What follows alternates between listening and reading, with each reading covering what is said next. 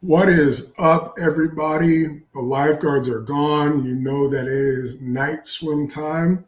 I am your co-host Dax here with your co-host Elvis. Elvis, how you living, bud? Good night, everybody. What's going on? Feeling good tonight. Had a little. I was laughing to myself last night. We were recording last night, and Dax just.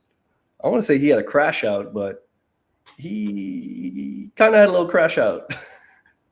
Yeah, man. I was like, what are we doing, dude? Especially with those topics. Oh my goodness. I was what I say. I was like, this may be one of our worst episodes ever. Um, but I think it led to some good stuff to talk about. Definitely more interesting than the topics. I'll say that for sure. Yeah, I agree.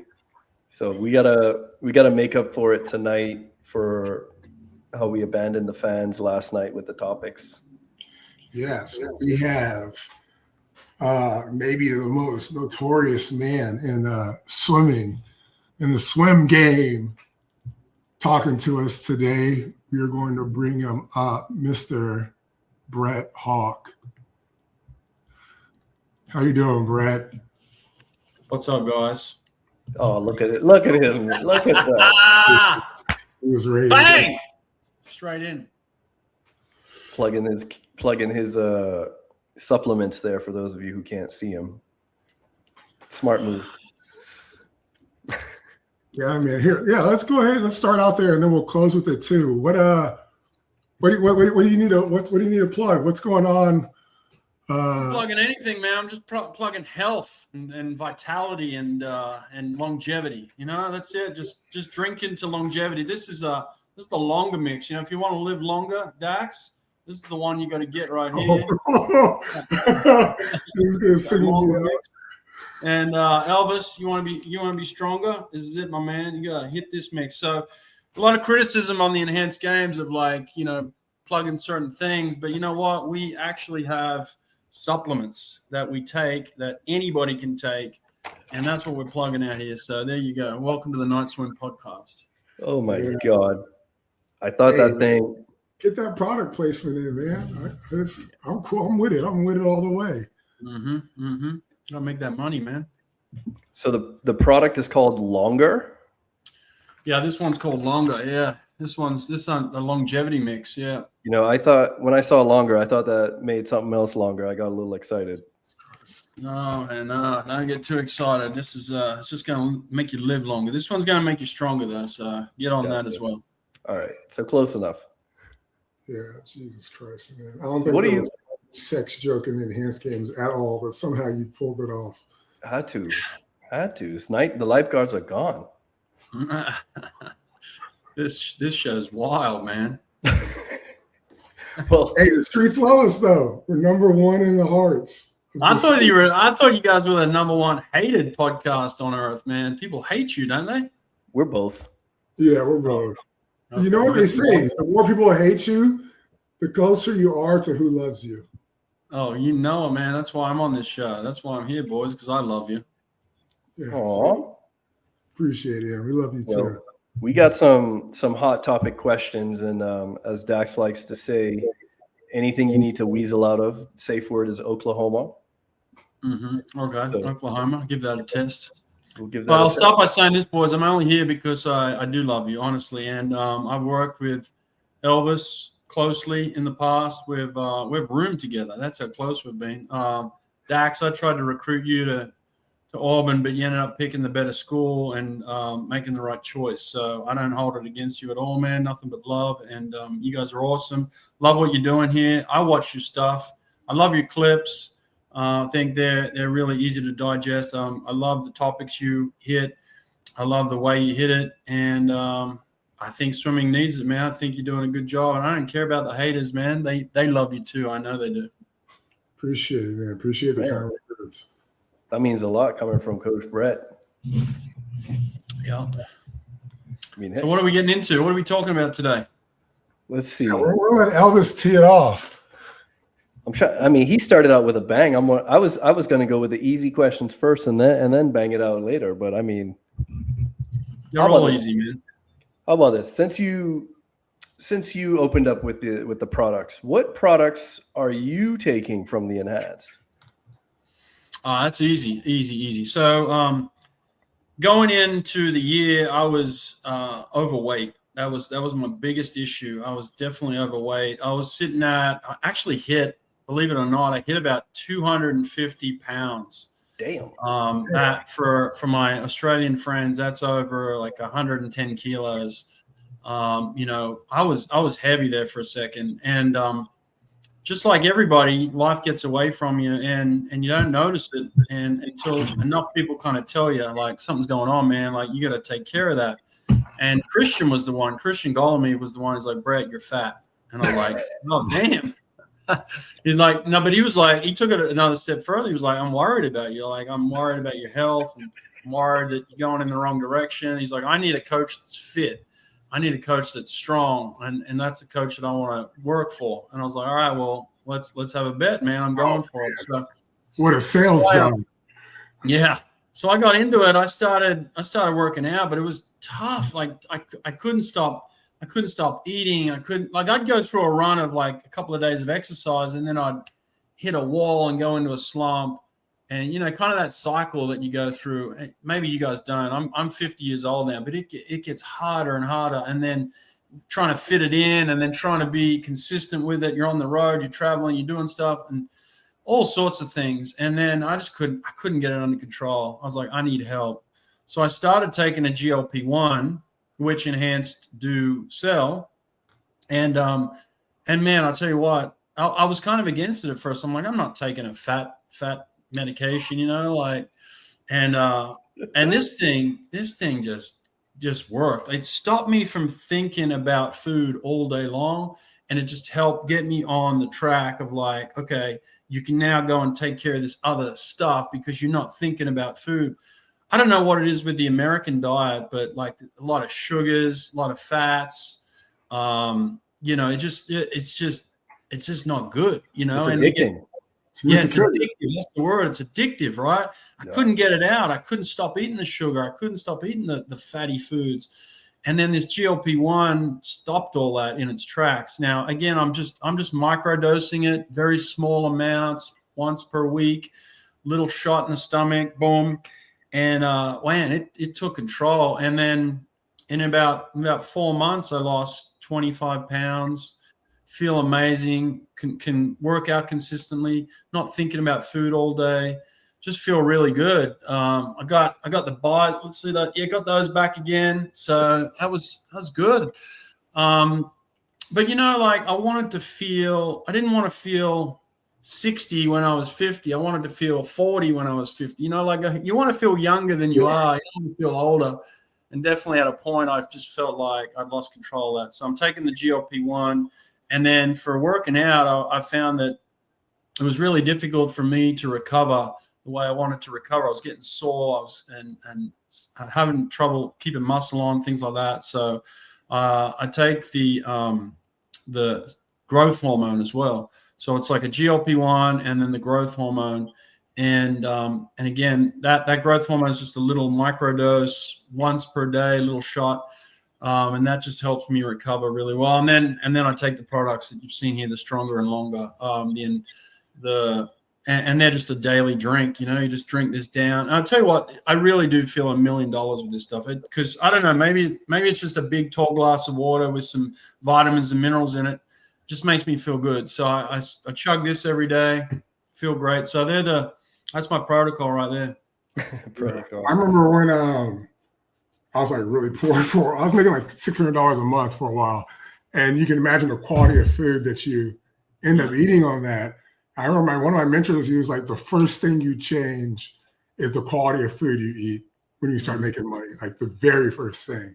Yeah. I remember I even tell my mom sometimes, it's like don't buy the non-name brand stuff. Like go buy like the quality stuff.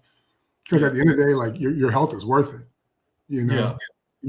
Listen, man, all you've got is your health. Dax, you know this better than anyone. Just recently, like all you've got is your health. Doesn't matter how much stuff you have in your house. Doesn't matter how big your bank account is. There's millionaires and billionaires right now today that are on their deathbed, and there's nothing they can do about it. They can't help themselves. They can't fix themselves. There's no money they can throw at it. So that is just a thing that you've got to take care of every day. You just got to look after your health and your body. Your body's your the only one thing that's going to,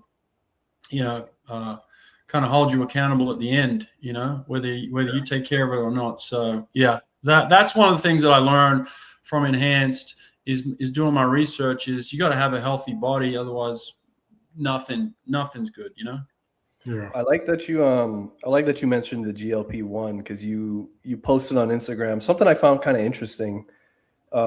It was a repost from Serena Williams, I believe, and it was a big ad of her taking a GLP-1 like in her arm or something, or promoting the GLP pill. And yeah, and then your caption, and correct me if I'm wrong, but it was something like you were pointing out the hypocrisy of it, of like, hey, she's enhanced, So I don't know if you want to talk about kind of that like hypocrisy between the enhanced games and then like other athletes who are engaging in these peptides on the other side. Well, first of all, I think what she's doing for herself is phenomenal. It's fantastic. I'm a supporter of what she's doing. I love it. I love how healthy she looks. I love how strong she looks. I love how she talked about, again, very similar story to me of like getting back control of her life. One of the things I didn't mention about myself is I also went and got a blood test, and I was on the verge of having diabetes. They call it pre-diabetic. And that kind of shocked me. They're like, Brett, you're like months away from having diabetes. I'm like, what? And so I think Serena went through some health issues too. And so this has been a big help for her. But in saying that, when you look at a particular enhancement or drug, it has benefits, right? And the benefit of the GLP-1 is that it can make you lose weight rapidly. Now, there are some sports where that's really important, right? Like you need to lose weight quickly. It can help, So it's performance enhancing. That's what it is. And we say these fancy words like PEDs and things like that, and people, they throw these terms around. But what it actually means is performance enhancing drug. And that's what a GLP-1 is. It's performance enhancing. It made me feel better. It made me more confident, made me stronger, made me I could do things I couldn't do before. I had freedoms.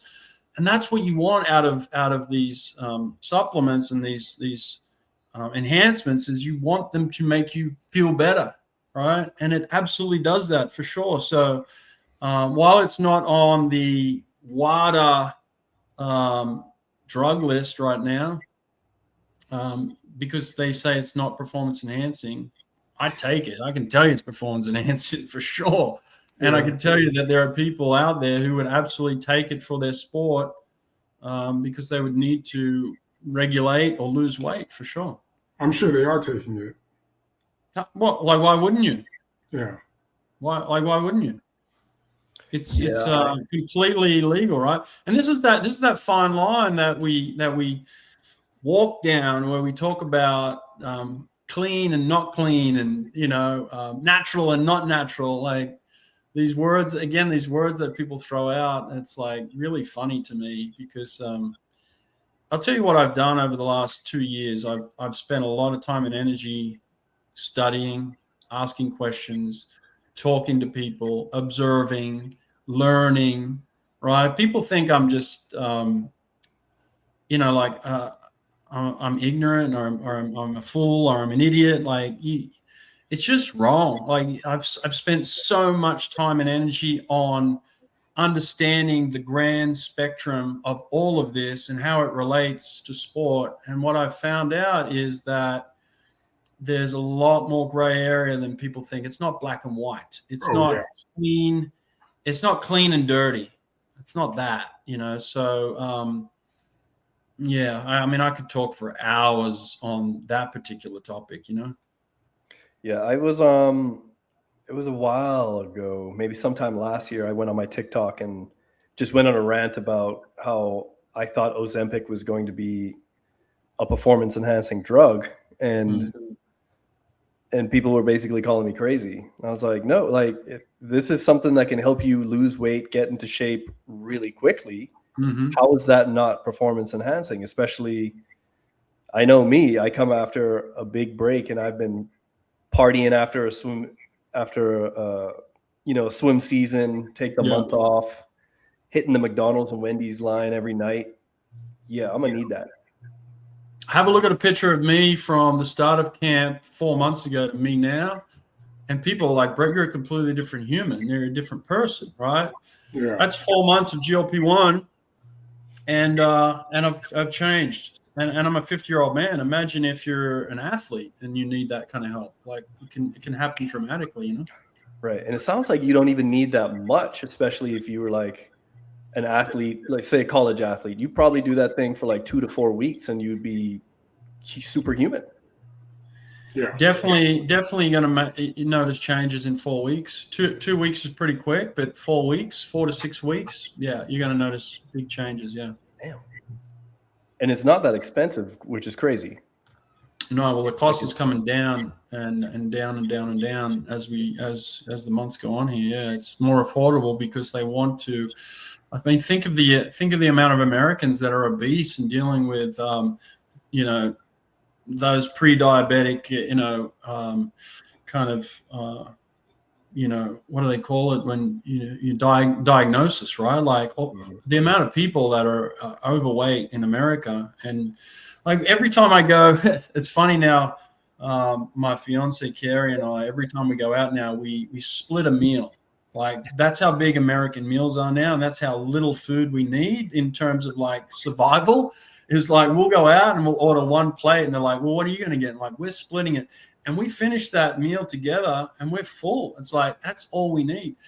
Man, the amount of food they put on plates in America is just out of this world. It's crazy. Yeah, they do overfeed us. Oh yeah, for sure. That's funny because last night I had one slice of pizza. And then I came back and I only realized that because I came to open the box today and I saw like the rest of it. I was like, I only ate one slice. Like, yeah, like that's how big these things are now. Like you do not need. It's like dense because I'm having pizza today, but you can rip through a pizza before you even realize you're full. Oh, for sure. If you take some time in there and drink water and leave and do something and come back, you'll be good off 2 or 3 slices, if that. Kind of like what you were saying, Elvis. Well, I found that what the GLP-1 did for me, which was beneficial, is it brought my stomach back down to its normal size. Like I felt like it was like abnormal. Like I had this giant stomach where I could just like smash food and put food in there. And that's from the athletic side, right? Like you go and you're an athlete and it's like you can't eat enough, you can't consume enough, and then you finish athletics and you walk away from it and your body still has that need and that desire and that stomach needs to be filled up. So really tough to break those habits once they're formed. Yeah, I've been reading up and like a lot of, I want to say athletes in general, but it's definitely endurance athletes because of the amount of carbs we consume. Yeah, we end up getting on pre-diabetic lists, almost like guaranteed for endurance athletes. Yep.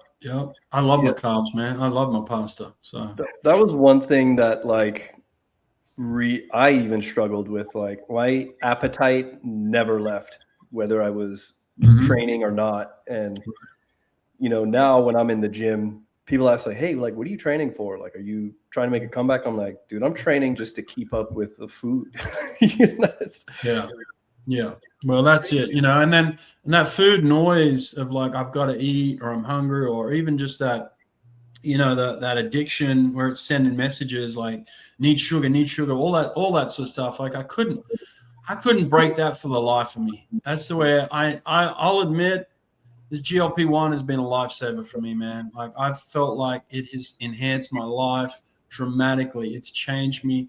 I'm an advocate. I'm a fan. And again, I'm talking about small dose, micro dose once a week, and in and out, real simple in the stomach, just right in the fat there, and that's it. Takes care of business. And I still eat 3 meals a day. I still eat well. I still get hungry, but those sugar cravings are gone. I don't crave that kind of crap anymore. I don't overeat anymore.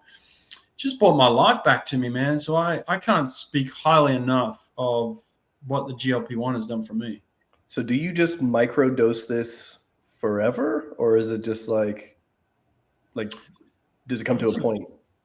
That's a good question. They say that you form new habits and you retrain your brain almost to I'll look at chocolate now, whereas before I'm like, oh God, I gotta eat that. Whereas now I'll look at it and be like, yeah, I can walk away, And so it's kind of like this retraining of your brain. And they say that once you get to the point where you've, you feel satisfied with where you're at and how you've accomplished what you've accomplished, and then retrain yourself in your eating habits, you can get off it and just go from there. Now, I've only been on it now. I think it's my 5th month. And again, it's just a very small dose. So I still feel like I've got a little ways to go. I'd like to probably be on it for a year and then take a chance of just coming off and just maintaining it after that, So, okay, I see. So it basically kills the food noise, suppresses your appetite a little bit, and then it's up to you to now use that new, I guess, discipline to build new eating habits. And then once you get off of it, hopefully your new habits stay. Because if you just keep eating like shit and you get off of it, you're just going to end up back to square one. But I like the word discipline, Dax. Dax, I like the word discipline, but there's not a more disciplined man on earth than Dax Hill, or Brett Hawke, or we're at the top of the chain of discipline. When you compare us to other people out in the real world who haven't been through what we've been through in terms of our swimming careers and how disciplined we've had to be, we're the Navy SEALs of discipline, man. So it's not that I can't look at food and be like, I'm disciplined, I'm not going to eat that. It's like something in here was wrong. I had some sort of addiction. They say, you say to an alcoholic, why can't you just stop drinking? Because I'm addicted. I don't know. And then they go to rehab, and then they've got to retrain and relearn things, and they got to come off that. They got to sit in a room with cold chills and shivers for 3 days, and break that sweat. That's kind of what I had to do here, and I think this is where that GLP-1 kind of helps you with that. Is controlling that of okay, we're gonna reboot you again. And then you've always had that discipline, but when we get that addiction out of your brain and that need for sugar and fat and all that sort of stuff and the amount of food, when we break that away, then you can be the person that you're meant to be, Okay, I get it. All right, I'll shift gears off of that, but congrats on your journey there. Thanks, man. We'll go into the enhanced games, and I'm going to ask you a very unfair question. Enhanced games, success or failure? Success. That's not unfair at all. That's not unfair. Massive success. Listen to me, okay? Elon Musk says he wants to go to Mars. Right? He puts it out in the universe. Says, I want to go to Mars. All right, that's the first time anybody hears about it. He just puts it out there. He speaks it like that. 1 year later, there's a human that's on Mars. That's what happened with us, man. 1 year. We said we want to have an enhanced games. We didn't have any athletes. We didn't have any plans. We didn't have any team. We didn't have any backing. We had nothing. We just had someone say, we want to do an enhanced games. And 1 year later, exactly to the day, you saw what you saw, the product. We had a team full of people, track athletes, weightlifters, swimmers. We had, multiple tens of people that work for the company now instead of just 3 or 4, and we had, so basically what I'm saying is this vision, these words turned into something actual. Look at that stadium they put together. I mean, insane. If you had walked out there we were walking around this is nuts what they've built here, epic proportions, right? And that's 1 year, Elvis. Come on, man, tell me that's not a success. Everybody's saying, well, it should have been this and it should have been that. It could be many things, and it will be, but for the first games, enormous success beyond or anything that I'm going to talk about with swimming, because I can tell you where we had success there as well. No, I first of all, the stadium was actually pretty crazy. When we interviewed Shane Ryan, I told him, I said, flip the camera around, let me see the stadium. And he showed it from his hotel window. And I was like, oh my God, like that's sick. Yeah. And so obviously very controversial, the enhanced games, you know, half of the swim fans calling it a failure, half of them calling it a success. And they all have their reasons of why, but personally, the reasons why I haven't seen a good enough reason why it was a failure. And I mean, I've listened and read almost every article and every thought piece and every Instagram clip of, you know, people who just hated it. And it just seems like the top reasons it was hated or considered a failure was, well, nobody likes Brett Hawke, so automatically got to hate it because you're involved. Because performance enhancers were used, so it's not quote unquote real or pure swimming. I'm like, well, it's not cheating because it's not against the rules, so I'm not gonna fault them for doing it. You know what I mean? So you can't really call them cheaters. So I disregarded that one. The other one was because everyone kept throwing out Peter Thiel being an investor, which from what I understand, he's not even like one of the main investors. He's just kind of like a auxiliary investor, kind of. You know, people just want to hate on him because he's a billionaire. And they all just kind of like danced around these like, oh, and the other one was, well, everybody didn't go a world record, like they said. So it was a failure. So I'm like, you know, you go to a baseball game and everyone doesn't hit a home run. Is that a failure? You go to the Fort Lauderdale Grand Prix, Gretchen Walsh breaks the world record and it wasn't streamed. No one saw it. That's a success. So it doesn't really, like, the failure piece doesn't add up to me. I got into an argument on Instagram with someone who was commenting about, you know, how it was a failure. And I said, how could millions of streams on a swimming event be a failure? And he said, well, the Olympics gets more. I said, okay, name another meet that gets any more streams than that. Name another swim meet. It's like, really? That was your bar? Yeah, 1 year they were second place. Like, yeah. What are you talking about? Well, you know, the bar is whether they had a positive opinion or a negative opinion, they had an opinion. That's the bar right there. You know, like everybody had an opinion. Everybody knows who we are. Everybody knows what we did. And whether their opinion's positive or negative, they have one. And like you said, so that's where it is. If you look at the world of sport these days, you look at the people that are making waves, you know, and people that are loved and hated and people that are, you know, changing the game. You think of someone like Jake Paul, you know, like how many people hated that guy at first, like in the first few fights where it was just he was absolute complete joke, right? Like didn't belong there, didn't, you know, have any skill. And then all of a sudden over time, you know, we started to take notice, and then he started paying other professional fighters, and then he started putting on the biggest cards, and then it was like, so, you know, these disruptors, we're a disruptor, and at first people are going to hate us, but everybody knows who we are, I'll tell you that. And over time, we'll win some of those people over, and those ones that want to continue to hate us will continue to hate us, but they'll still watch us. Well, yeah, I think disruptor was a great word choice, because like when y'all started this, obviously they have all the problems with swimming, from their boots on the ground to marketing to how they treat their athletes. And I remember when I left my first coaching gig, like, granted, the team was like killing it. Like, we broke like 89% of our team records or whatever, club records.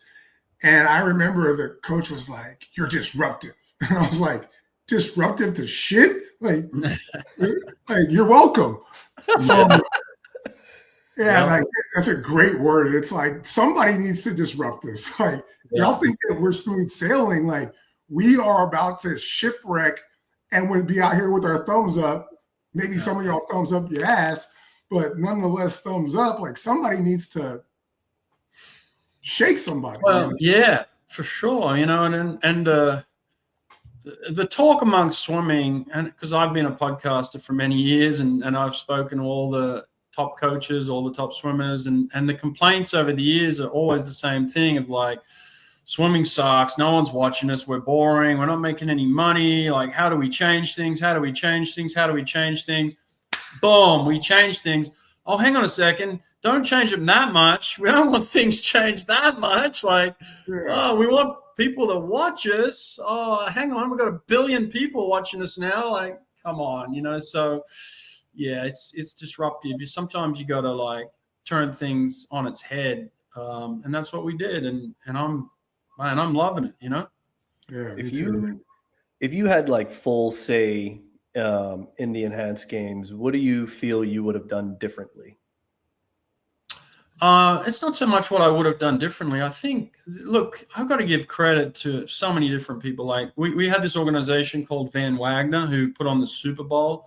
Man, the amount of people and intelligence of the people that are putting on this event, the way they built this venue out, I've just got to give so much love to them. So it's like I can't sit here and say what I've done differently. Like you take a swing at something, and first of all, when you first see it, you're like, whoa, like that's incredible. Like you've done a phenomenal job. If I had walked into that venue and been like, oh my God, this is embarrassing, this is going to be so bad, like that's not the first impression I had at all. I walked in there, I was like, holy shit, what have we done here? This is phenomenal. There's a track right next to a pool and a weightlifting facility right up there.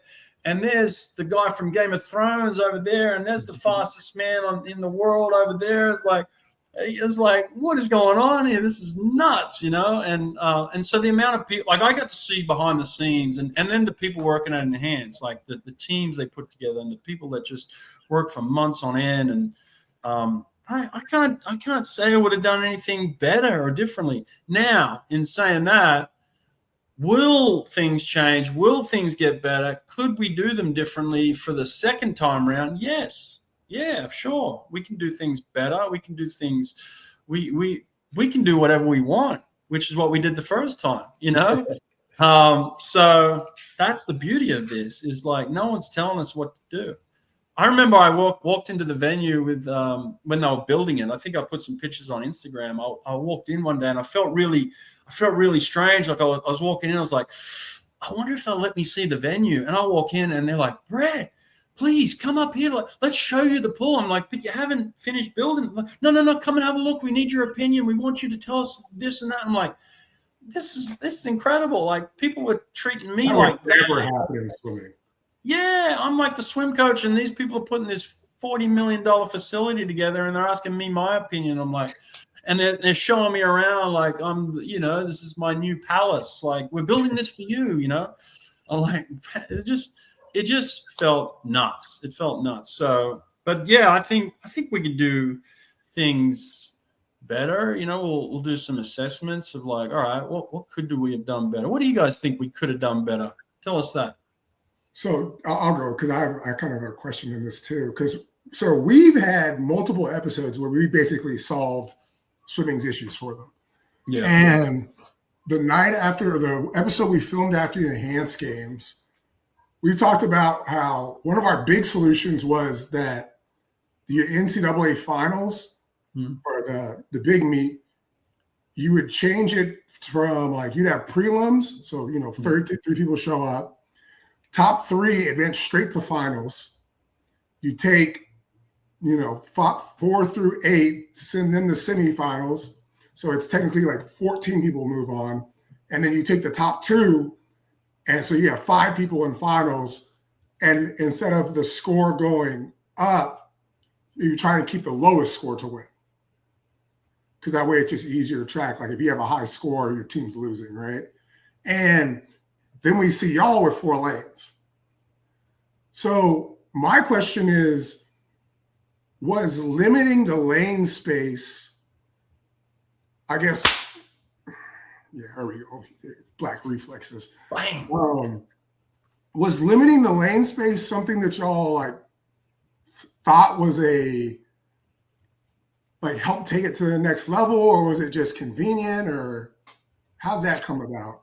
That's a good question. Like I think initially we realized we didn't want. Let me take it back. Let me think about this because I think it evolves from realizing we're not going to have 100 people put their hand up for the first games, right? True. It's not going to happen. And we didn't have enough time. So we thought, how can we make it a really interesting event? How can we make it kind of like exclusive? How can we make it feel special? Why don't we just cut the pool in half and just have 4 people swim in each event? That way, in the 2 months we've got to kind of fill this thing out. And I'll be honest with you, we wanted more women. We wanted just as many women as we had men. There was a reason why we only had a 50 free and 100 free for women.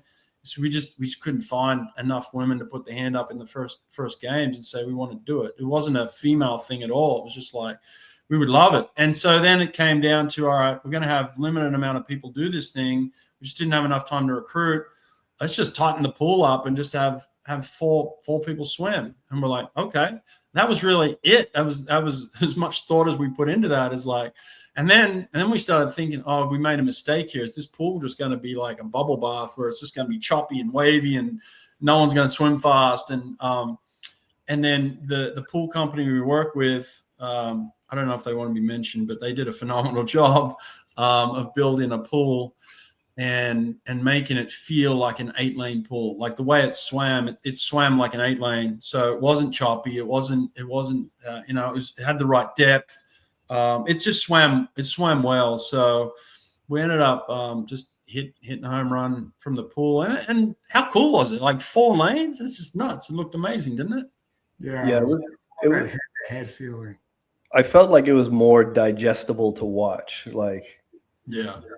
I could watch 4 people at one time, whereas 8 people is a little. It was almost like pickleball versus tennis. It's like it's more digestible for the public, I thought. Yeah. In terms of the pool itself, the structure of the pool, it was an 8-lane Olympic size tank. It was the Paris Olympic pool cut in half. That was it. It's the exact same pool made by the same people, just cut in half. So like the specs, everything about it, the lane lines, it was the same pool, Right. I guess everybody just found out who built the pool. I didn't say. I just said someone who built the Paris Olympic pool. But Allegedly. Yeah. Well, I guess I'll answer the question what I would do differently. I think people have this notion that the enhanced games is going to be like a once a year thing, or kind of, even though, they're calling it the whatever Olympics, which whenever I hear that word, I think 4 years, but I think it should be more like a series, like an enhanced series, kind of like the Pro Series is. Like you have different enhanced meets in different locations. And, maybe at each stop you win up points, and then you have the grand enhanced games at the end. And then, there's prize money along the way, and then a grand prize at the end, or something like that. I think that would be interesting. Well, I'll tell you this, a version of what Dax talked about a minute ago and a version of what you're talking about now is in the works. It's in the works. Why wouldn't it be? Because night swim. Why wouldn't it be, man? Why wouldn't it be? You guys are already on it. You'll look at our idea that's coming out soon, and you'll be like, "Hey, man, what the hell?" Yeah. But there'll be elements of what Dax talked about and what you've just talked about, Elvis, in our next iteration of the enhanced games, and it is going to happen before 12 months from now. So it'll happen before that. I can't wait for that royalty check, Dax, on those ideas that we've just I have a question. So Christian obviously is killed it in the last year. So he was the only one, correct me if I'm wrong, if we call it like a full regiment where he was on it twice, whereas a lot of people were only on it once, correct? Everybody except for James and Christian were on it once. James and Christian have been through 2 full protocols. Well, yeah, I don't know what a full protocol is. I wouldn't say that this last one was a full protocol. We were only ended up going through for 9 weeks. I think a full protocol is somewhere between 12 and 16 weeks, and that's what well, Christian had about 10 weeks last time, and James had about 16. So somewhere in the 12 to 16 week range is a full protocol as far as I'm concerned in terms of getting the gains you need. We only had 9, and that was the majority of the team this year. Yeah.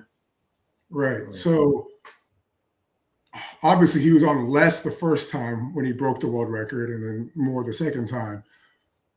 Yeah. What did you learn from that experience? Because if he was on less and able to pop off, even though on more he was able to go faster, I guess, how does that reflect on maybe how you change the dosages or the timeline of things for the next reiteration? Well, it goes back to the success or failure question. Dax, if you could swim a 46.6 and then 2 hours later get up and go 20.8, would you feel like you're successful, or would that be a failure? Pretty successful. I'd hang my Yeah, nuts so out. Everybody in the world just shut the hell up. Try go 46.6 and back it up, bam, 2 hours later with a 20.8. It's a one-day event. Yeah, I totally skipped my mind. 46.6. Everybody just take that in for a second. 46.6. Christian, right? Not known for his 100. Best time in history is 48.6. Best time in history. He's been to 4 Olympics. Swam for some of the best coaches in the world. 48.6, right? He comes out in 100-degree weather in the middle of Vegas sun, pops a 46.6. I have to carry him down the stairs. He can barely walk down the stairs because he's just destroyed himself. 2 hours later, he hops up and goes the fastest swim in history. So, like, this success and failure, people, like, give it a rest, would you? No one in the world could do that. Not a single human in the world could do that.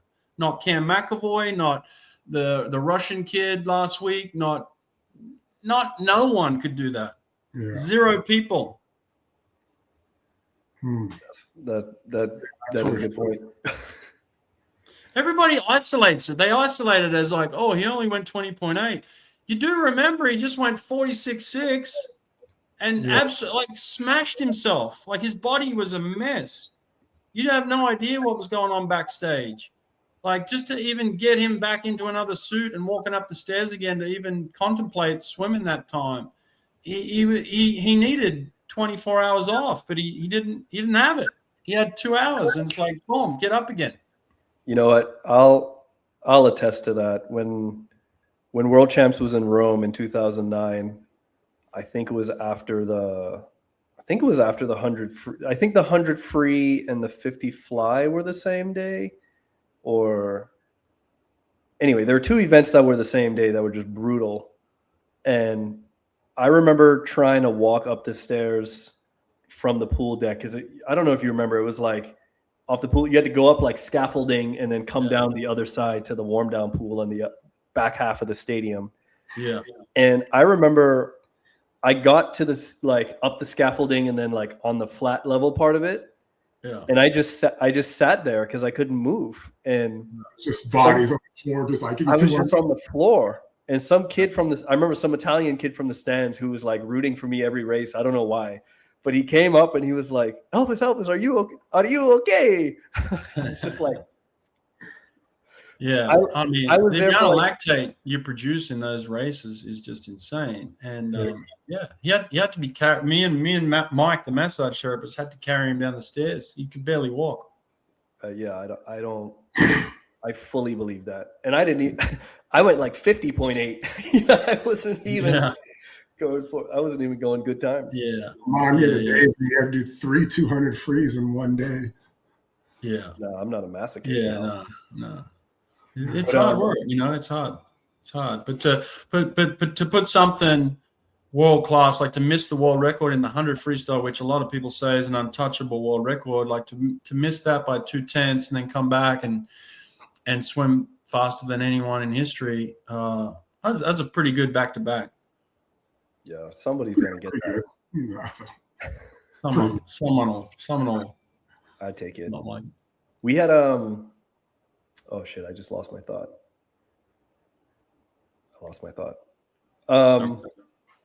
Okay, I'll go. I got something. There you go. I'll wait for it. Another idea we came up with, and I just want you, I guess, kind of just whatever answer you want to give, just give it. Was I thought the brilliance of having the track like next to the swimming pool, and then across that the powerlifting station. I thought that was brilliant, and I managed to shock Elvis, which is not a easy thing to do, but it made me think about college sports and their attendance issues. And it's like if you can kind of cross-pollinate these non-revenue sports like y'all did, like I was like, this is the blueprint. Like this is it. Like so, I guess what do y'all think about that? Like I thought that having everything just like next to each other, kind of have that nonstop action feel it's unprecedented, right? So yeah, what do you think about that? It was wild, man. Like we got to know everybody too. So like we were training together in Abu Dhabi. So I got to know the weightlifters really well and the track athletes. We're having breakfast, lunch, and dinner together. We're going out to the track to watch them train and prepare. And so like we just had this community that we all just loved each other. We just loving on each other, like supporting each other. And so like when you're at the pool and you look over and you see them warming up, like I was feeling as nervous or as anxious or as excited for the track athletes as I was the swimmers, and so it was just, I think when you have that community, that athletic community and everyone supporting each other, it wasn't isolated at all. It was very together. So they just did a phenomenal job there as well. It's just unlike anything I've ever been to. Like I've never in all my time got to know the track athletes, and what makes them, what challenges them physically and mentally, and where they're, how they think and how they prepare. Like never had a chance to really dive deep into that, but we had that chance, and I got to know more about lifting and powerlifting than I ever thought possible. I can walk into a gym now and someone could be stacking weights and I can tell you exactly how much is on the bar. Like that's how like I feel like I'm a coach now, so it's like, I think just having that environment is just unlike anything that we've ever experienced. So like to criticize it, you can poke holes in it if you want, but it's never been done. And I think they did a phenomenal job. So I loved every part of it. I can't wait to do more of it. I can't wait to make it better, and that's the way we all feel it enhanced. It's like, okay, we did that. Now, how do we do it better? Like that's what everybody's thinking. It's not like we're sitting around thinking, oh, well, that was it. We really nailed that. Like, let's just put the same thing out again. We're like, all right, first one, brilliant. How do we make the next one even better? Like we've got that. We've all got that elite mindset, Yeah. I remember not all of us, but the good ones do. Yeah, as we learned watching every swimming organization this year, not everybody's got it. No. I remembered my train of thought now, so it's back up a little bit. I got you, dog. I got you. I appreciate it. I made sure to write it down this time. When we were talking about racing and Christian and all that, I heard that Shane Ryan had dislocated his shoulder in one of the races. Is that who cares, right? Like, who cares? It doesn't matter, all right? Like I'm with you, and everybody else who's critical is like, the only thing that matters is what you put out at the end. Like, That does matter, right? And so what I hang my hat on is that we had retired athletes, people that were done and dusted with competitive athletics, competitive swimming, like done, never to be back again, right? And they come out and they have one swim, they get up on the block and bam, they produce the fastest time they've ever swum in their whole life. And, Megan Romano's retired 9 years. She hasn't swum her best time since she was 20. We talked about this yesterday. 22 years old, right? She gets up at the age of 35 or whatever and just like smacks one out, and so like that's where I put it. Like, judge it on that. I don't want to sit here and say, well, I could tell you a million things of where it could have been better, and everybody thinks these suits were the greatest thing on earth, right? Ben Proud at the 25-meter mark, his suit here didn't fit him very well. And it went like that, right? It ballooned. Yeah. So Ben Proud's swimming down the pool with a parachute on in the 50 fly, and he misses the world record by 5/100ths of a second. Now, did he get out and say, yeah, man, my suit parachuted and that's what happened? Like, no, he's like, hey, I just missed the world record by 0.05. Nobody knew about it. The only time you've ever heard about it is because I ranted about it just a second ago. But like, these are the issues we had. Like, it wasn't all perfection, and I could go into a million things that went against us. I mean, we're in the middle of a war.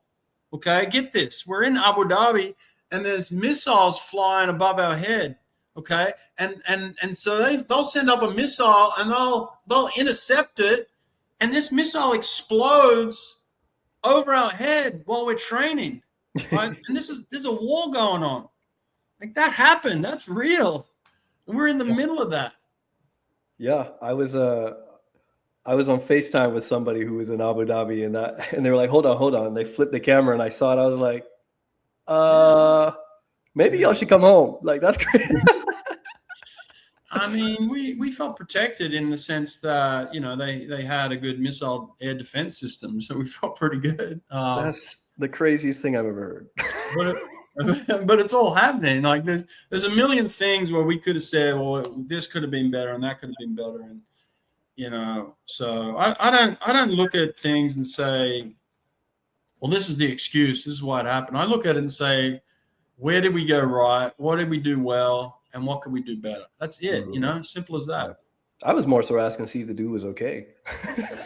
He's all right. He's a big boy. He'll be all right. But to touch on that whole missile thing, that reminds me of we went I took some boys spear fishing in the Bahamas, and every now and then, a shark would come around and they'd be like, shark, hop out of the water. But by the third time, it's like, does he look hungry? Like, you get used to danger scarily quickly. Yeah. Like how you were just talking about, like, missiles going over your head, and I was like, that's insane. Yeah, it looked like you were about to blow out a birthday cake candle, dog. Right. Then I realized, like, probably after the third missile, you're just like, yeah, like, whatever. Like, we got defense. Yeah. Well, there's, like, you walk down the street and you see something going on, but you realize, well, there's police here to protect me. There's this, there's that. Like, you start to, like, justify things. Like, first time I went to New York City, I was like, oh my God, what is this? Like, am I going to make it out of here alive? And then you realize it's an ecosystem that kind of just works, and there's protections within it. And that's the way it was in Abu Dhabi. Is like, we felt protected. We saw what they were doing, and we understood too. Like, we weren't the target. Like, they weren't after us. They were taking out military, zones and things like that. So it was more military on military. It wasn't like them trying to hurt us in any respect. So. Right. So we felt safe in that sense. But yeah, we saw it in the sky, and it definitely had an effect. Like, sirens would go off. We'd either have to get out of bed at 2:00 in the morning, or we'd be in the pool and we'd have to get out of the pool, or there there was a period of about a month where there was a lot of missiles going on, and so we couldn't even do outdoor training. So we had to go indoors, and the indoor facility wasn't perfect, so it was like kind of interrupted some really good training that we really wanted to get to because the outdoor pool was better. So there's stuff like that, where there was just a lot of stuff against us that didn't go the way we wanted it to, which may have had an effect on the end result. But again, I go back to, we had 32 total swims, right? We had eight events, 4 lanes, 4 times 8, right? 32. So we have that many swims. We had 17 best times out of 32 swims. Damn. That's more than 50%, right? Dax, you know this. You go to any major championship, with the U.S. team, if they get a 20 to 30% best time strike rate, that's a successful team. Yeah. 20 to 30%. We had over 50% at the enhanced games, and people were getting up on the block for the first time. Like, think of all the meets that are leading up to Commonwealth Games or Pan Pacs this year. Like, think of all the meets that are lining up, and these athletes go in and they try things out, and they go through a dress rehearsal, and they test things, and they go back and train, and they get back up on the blocks, and they compete, and they test things out. And then they get to the final, Commonwealth Games or Pan Pacs, and they're like seasoned, they're ready, they're prepped. We didn't have any of that. We didn't have any prep meets. We had to like manufacture these things. So like people that were coming out of retirement said, like, Brett, I haven't stood on blocks in 5 years. I wouldn't know what it's like to perform in front of a crowd. I can't even remember that. So we didn't have the luxury of going through this and testing things out like that. So when they got to the enhanced games and it was like, hey, there's millions of people watching you, some of those people were the first time in over 5 to 10 years of getting up on the blocks. I think about that as well. So, yeah, I'm so proud of everybody, man. I could sit here and tell you how much of a success was for hours on end, Yeah. I thought it was an interesting, matchup or dichotomy of having the quote unquote clean athletes versus the enhanced athletes. Is there a plan to kind of keep that going? Because I know with Hunter Armstrong right now, kind of in this weird purgatory of, are they going to let him swim in the traditional sense, World Aquatics, USA Swimming, or are they going to just suddenly ban him for life? But if he is cleared, I think that's going to open the doors for a lot of people who want to take part, in the fun. Let's just say somebody like Cam McEvoy wants to race head to head with Christian. Is that in the mantra of the new iteration? Like, are there going to be clean athletes invited again, or is this going to be its own ecosystem, do or die? I think there'll be athletes in the Olympic system. I don't like the word clean. I don't use it. I don't believe in it. I think it's not real. It's not real. So like, I'm not going to use a word that's not real. It's just not real. So what word do we use? What word should we use? I don't know. Call them whatever you want. And let me explain that, right? Like, this is why it's not real, is because you have a system that allows you to have an exemption to take illegal substances.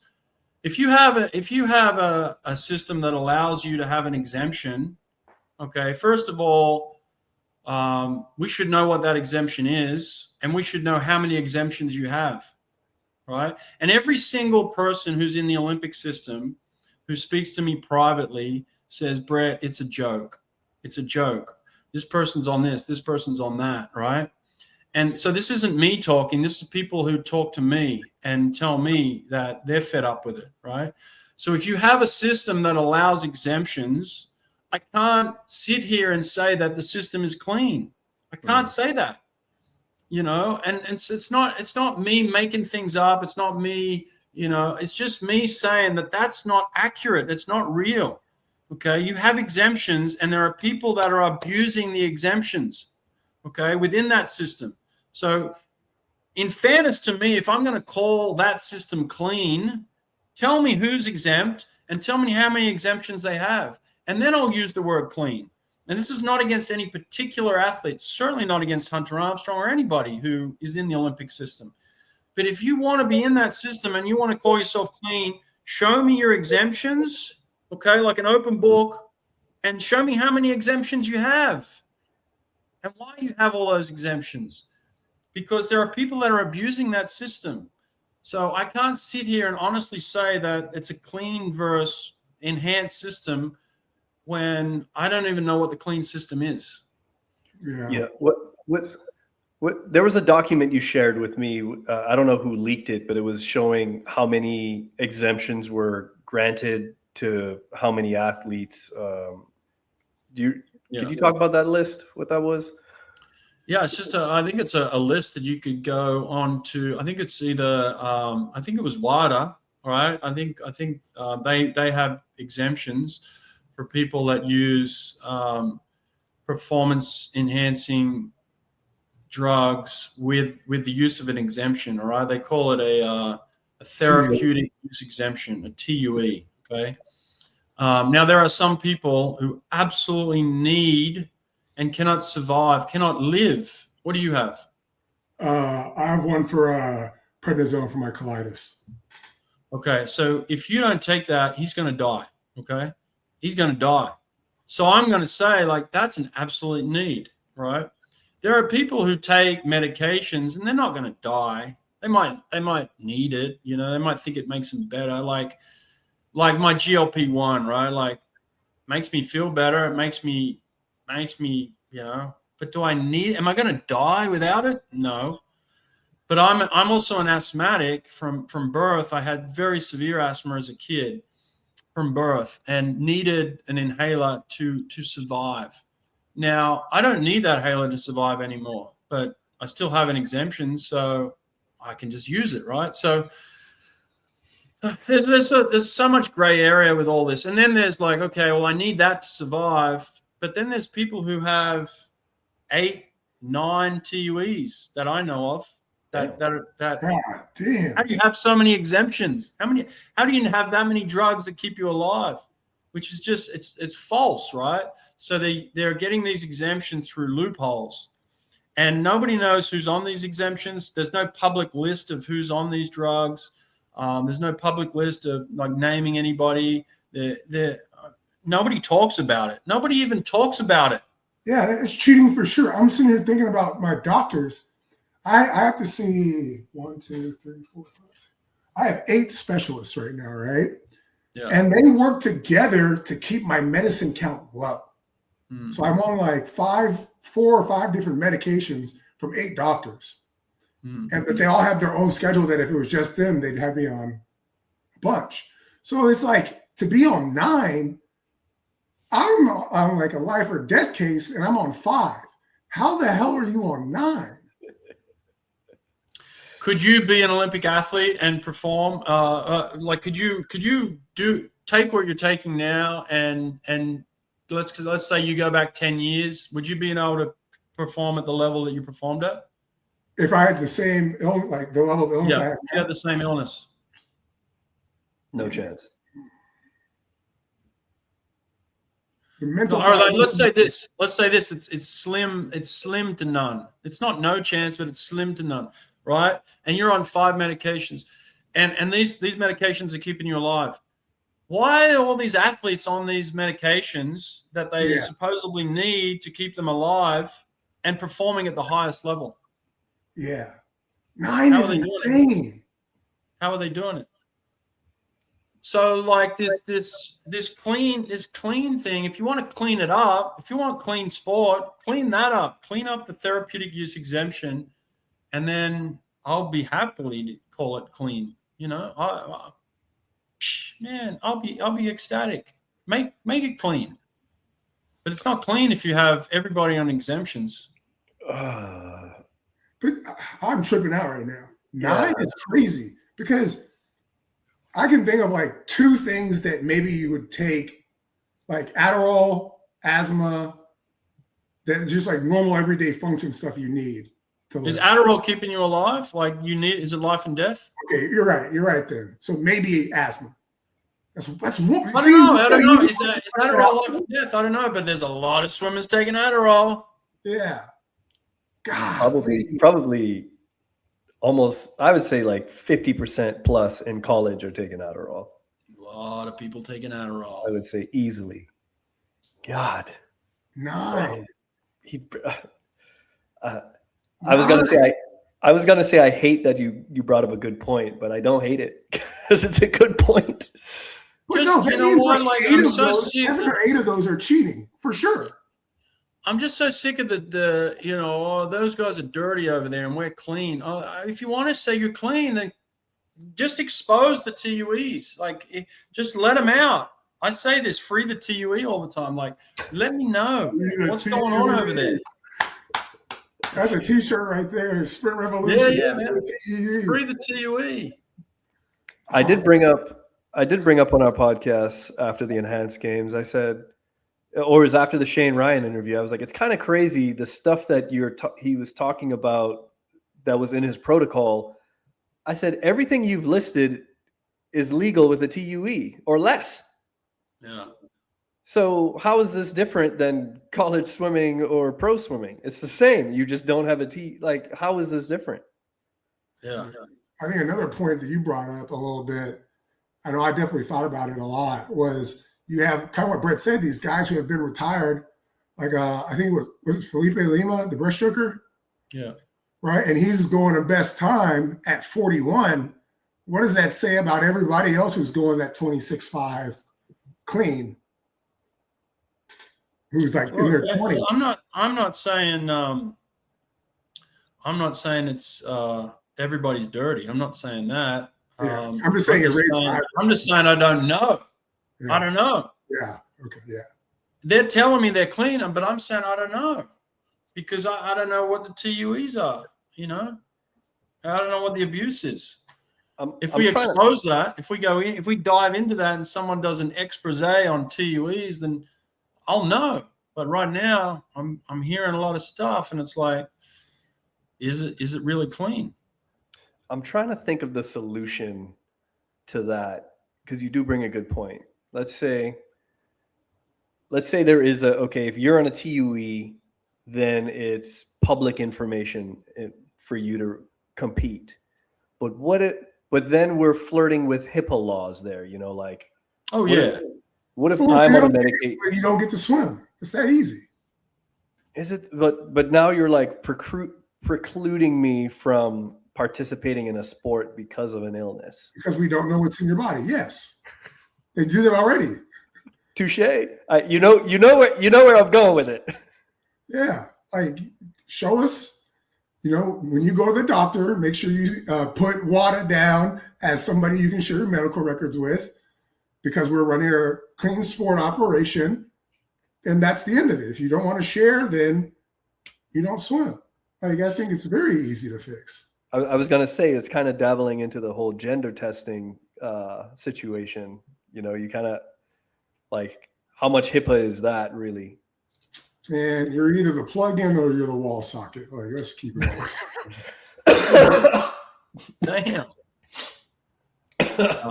Yeah, I don't know, man. Like, I just, again, I'm not telling you what they should do over there. I'm just saying I can't use the word clean because I don't know what's clean and what's not. And I'm not saying anybody is or isn't. I'm just saying there's too much unknown for me to say that, yeah, that's clean. Yeah. Okay. Well, let me go on to another topic here. Would you ever return to traditional coaching? And also, do you think you'd even be allowed to? Ooh, I don't comment on that after you answer.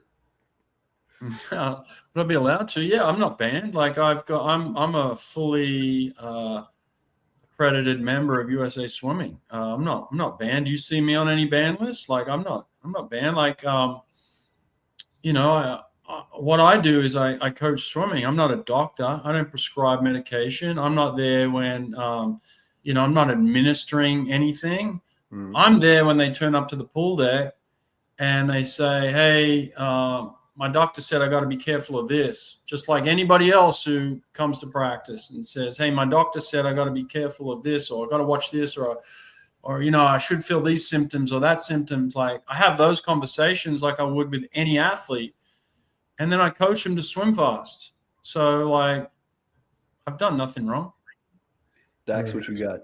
So my comment's more about the money side, right? Like, I remember one day coaching and just being like, man, I am giving up I'm working 7 days a week for less money. And once I figured out how to make like as much money as like some of the top coaches, if I wasn't marketing and trying to grow, I'm working 20 hours a week.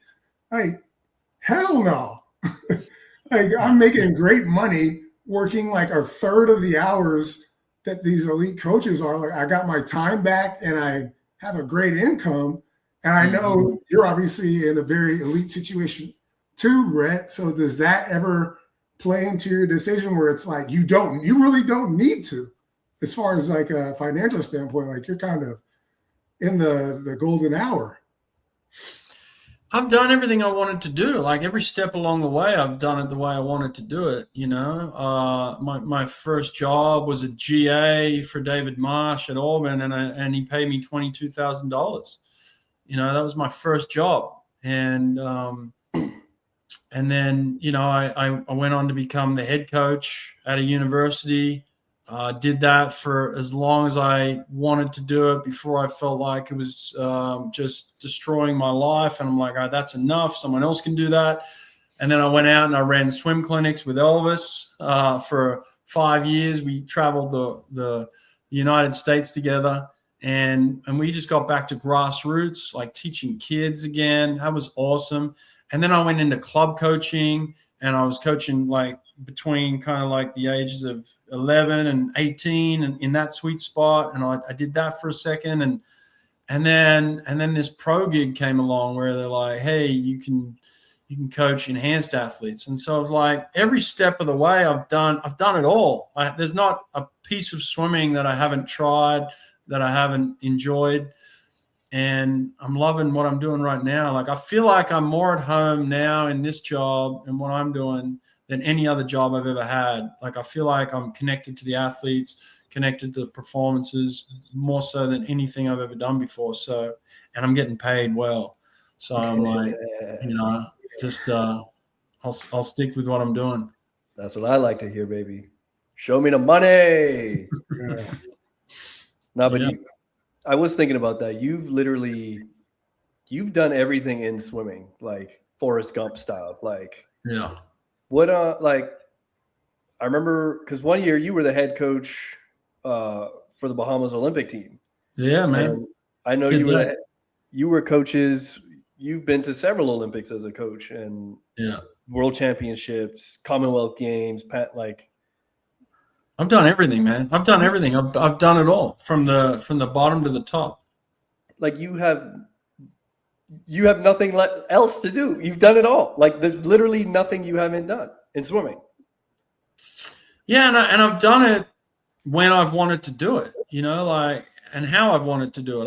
I've got to pick the jobs. I don't have a resume. I've never had a resume. I've never put a resume together and said, here's my resume to any job ever. I've just walked in and said, I want to do that. And they said, we want you, and I'm like, boom. And so I'm the luckiest swim coach on earth that I've never had to go and apply for a job. Jobs have opened up for me, and I've made the most of it, So, like, when this enhanced job came along, they said, Brett, would you coach James Magnuson? I was like, yeah. And then they're like, would you coach Christian Golomiev as well? Yeah. Oh, would you start a full team for us? Yeah. It was like, boom, so yeah, man, it's just, it's all worked out for the best, hasn't it? There's another t-shirt in there right there. I've never applied for jobs. Jobs open up for me. Yeah, that's right, man. Jobs apply for me. Well, I'm just printing shirts tonight. Yeah. That's crazy. So, like, now that the enhanced games are, I don't want to say over, but that event has passed. Yeah. Like, what are we doing now in this in-between time? Like, what are the swimmers doing? What are you doing? Are you guys going to reconvene again and train as a group, or are you guys, everyone kind of training on their own and then are going to meet up at the next enhanced game, or what's going on? Well, if I'm being honest, Carrie, my fiance, she was. I brought her over to help me coach the team when we went to Abu Dhabi, and she ended up kind of falling into a management type position because of the war. A lot of the enhanced team couldn't come over, so Carrie took over management of kind of the whole organization when we were in Abu Dhabi, which then opened up another position for her here in the enhanced group. And so we're putting on a special event in July. I can't tell you what that is. It's non-swimming related. We're putting on a very, very special event. And I think they're going to announce that pretty soon. So I'll let the team do the announcement. But basically what we're doing, Kerry and I, is we're working for that event right now, preparing for that event, getting it ready, organizing it. So it's going to be a killer event. Like I said, it's non-swimming related. And then beyond that, we're starting to put together the swimming related stuff. Like when's going to be our next camp together? When are we going to put on our next competition? And all that's going to happen towards the second half of the year here.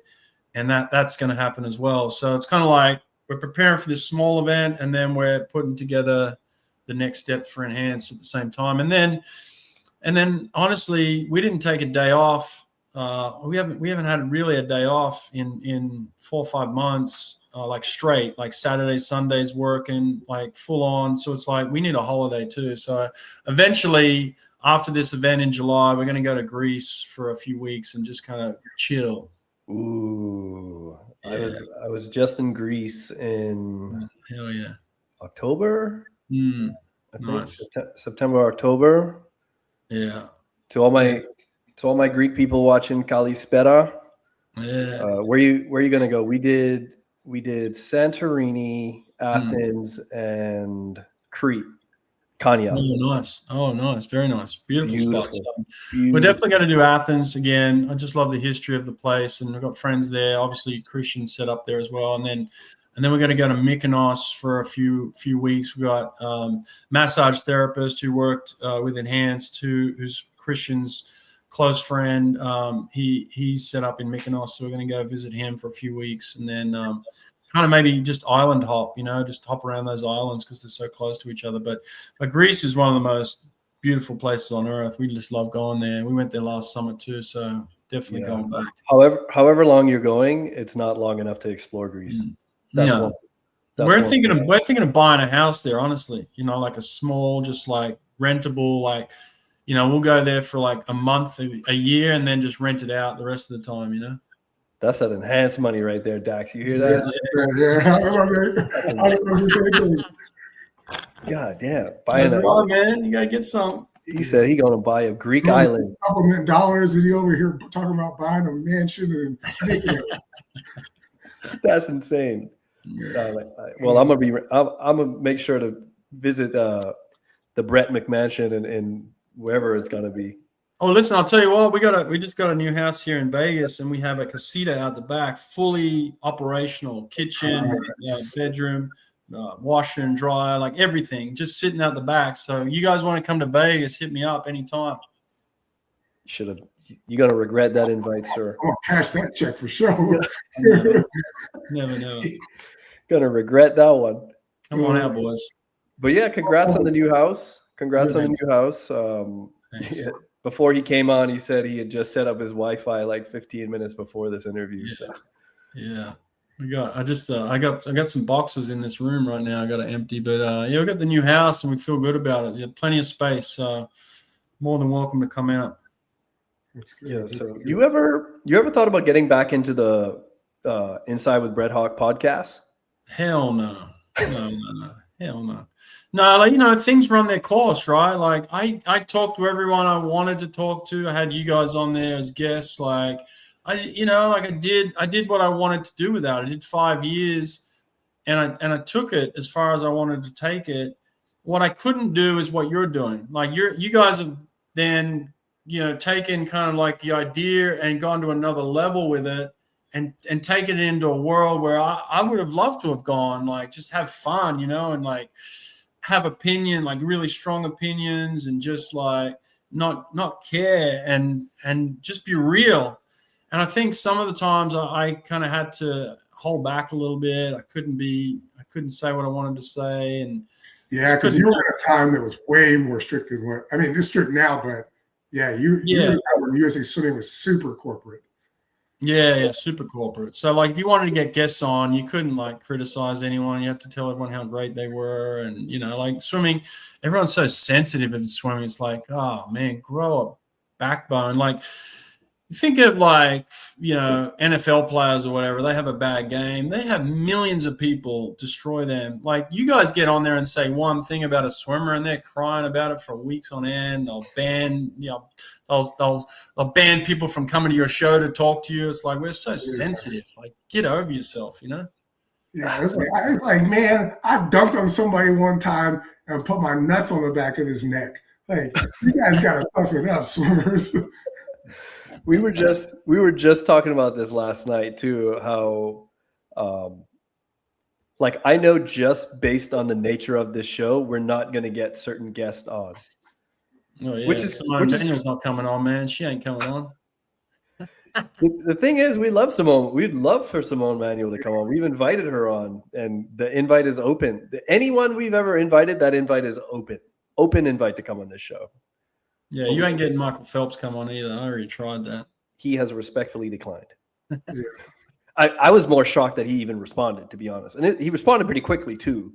That's how you know people are watching though too. Like, what the hell is Michael Phelps doing responding to us? Yeah. People are watching because there's nothing out there, man. It's so boring. You guys are fun. It's like, have some fun, like lighten up a little bit. Some people say to me sometimes, oh, Brett, you're getting killed over here. Or someone's saying that. I'm like, let them talk, man. Who cares? Like, it's all good. Don't worry about it. Yeah. What people don't realize is it's part of the game. Like, you need people talking about you no matter how they're talking about you. And that's why I said that I thought the Enhanced Games was a success because – whether they're hating you or loving you, they're talking about you. And we live in an attention economy right now. Like the more eyeballs you get, eyeballs are currency right now. So whether it's hating eyeballs or loving eyeballs, it's all, money is green. Doesn't matter if it's a love money or hate money. And swimmers need to realize that, like, everybody just can't be love money. Like you got Could you imagine LeBron James being like, well, he said I had a bad game. I'm not going on his show. Like, what?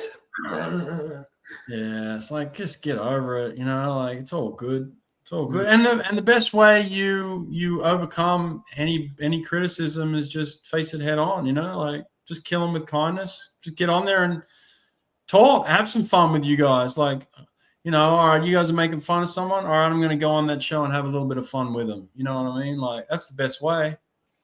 Yeah. We have some swimmers who have asked to come on the show. So, the tides are kind of turning, I think. I think they realize that, we criticize, but we also show, love and respect when it's needed. We're just real. It's not just we're not just here to beat down on people. We call it like it is. Hey, that person swam like shit this meet. What's up? Or, hey, that person had a better meet this week. Yeah. So be it. Yeah, that's just a fact. Like, how is a fact offensive? That doesn't make sense. Yeah, and if you're offended by it, then go and like straighten the facts out. Like it's easy. Go and straighten it out. Yeah. If you're offended by it, straighten the facts. Man, how many T-shirts you printing tonight? Are you writing these down, Dax? I'm losing count. I was like, luckily we have it all recorded for ourselves. Yeah, I'm about to run this back. I don't know if that's good or not, but yeah. Okay, so I have a question, right? I guess I'll preface it and then a question. So in swimming, right, there's you guys. There's the Auburn coaching tree, right? So yeah, Auburn, you guys, and then Cal. And it's like you guys are always looked at as like the villains, particularly because you just kick everybody's ass in the sprint events. It's like Duke basketball. Like everybody hates Duke because they're good, right? So when like watching you go from starting the sprint revolution, and then that's kind of soured some people who are traditionalists, whatever that means. And then you go into the enhanced games. It was like the overall sentiment, or like the positivity side, like was like you could like see it shift. And in my head, I'm like, yo, like this is what Auburn was like built on, like being hated and whooping your ass. I was like, Brett's in his element. Like this is going to be the perfect gig for him. Yeah.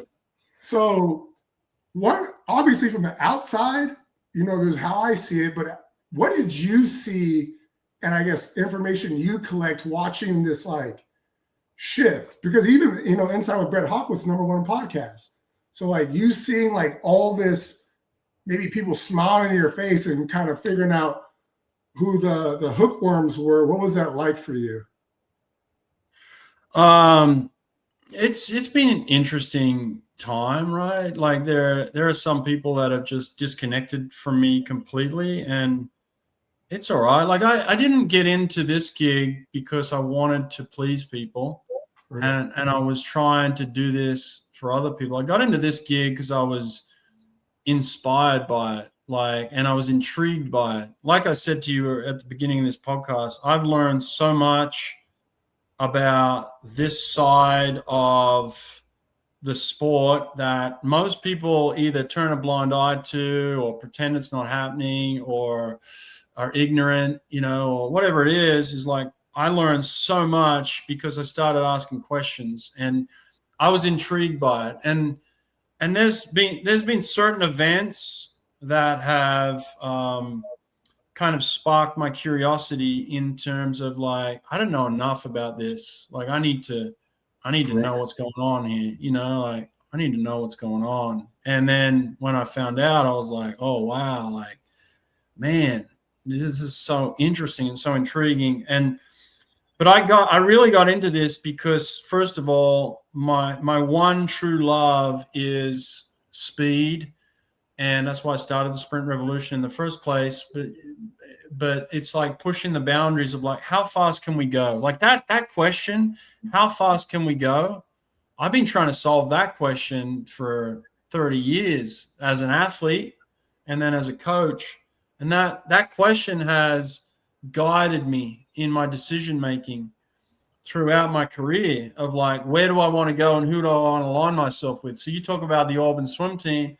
Like I knew, I was like, that's where I got to be. I got to be in that dojo, right, with those killers, because like they're gonna take me to a level where I can understand speed. Like I learned from Bill Pilzik, I learned from Dean Hutchinson, I learned from Nick Shackle, who's got a couple of freak kids right now. I learned from like these masters, Scott Tucker. Like I could list all these people in the Auburn team that you may or may not know before I got there. And then I get there and I had these people around me and what I did. And then there's people after that, there's Kirsty Coventry. She was there, so like all these people came through, and that's where I learned my craft. And I just keep going back to that question. How fast can we go? Right. And if you have that question, that's going to live with you for the rest of your life. And so now I'm here at the Enhanced Games, and I'm trying to solve that puzzle. And it's endless, because you can't, once you solve it, once you get to a point where you're like, oh, that's it. Then as soon as you get to that next level, it's like, well, then what's next? So it's like, that's the question I'm trying to answer. So I don't really care about anybody else. Like they've kind of faded off into the distance. Either you're in my friend group or you're not. But I'm not existing because you're either in it or you're not in it. I'm existing because I'm trying to figure out how fast we can go. And if that's my lasting legacy on this earth, then that's what it is, Yeah, that's cool. Speaking of how fast we can go, Dax had a question last night that we kind of debated back and forth. And he was saying, what is it going to take for a woman to break 50 point in the 100 free? Was that the question, Dax? Am I right? Yeah, and I said I think we're closer than people realize, because all that is, it's coming home 25-9. I think if you look at it like that, you realize we're a lot closer than people think. What do you think, Brett? Yeah, I mean, I think we're getting closer to that. It's I still think, like, you look at Christian swim, or you look at pan swim of the world record, and like people were dabbling in like this 22.7, 22.6 range. Like they're like, oh, if we hang in this part and then we come home faster, that's how we're going to get to 46.4. They're like, let's just dabble here, and then pan goes, bang, I'm going to go out in 22.1 and I'm going to come home in 24 low, 46.4, like match that. And then it's like, well, nobody can do that, because it's like you got to go out so fast. And so you had all these back end swimmers like just stuck. They're kind of like stuck. And so now you even see like a guy like Popovich, he's like, I got to get out faster. So I think that's where it is with the women, right? The women are like, they're back ending it. They're all these 200 swimmers. It's going to take someone with just crazy speed to like post something on the way out. They're going to go out in like a 24 mid, and you're going to be like, oh my God. And then they're going to come home and hang on, and they're going to go 50 point. And then you're going to like, that's how you do it.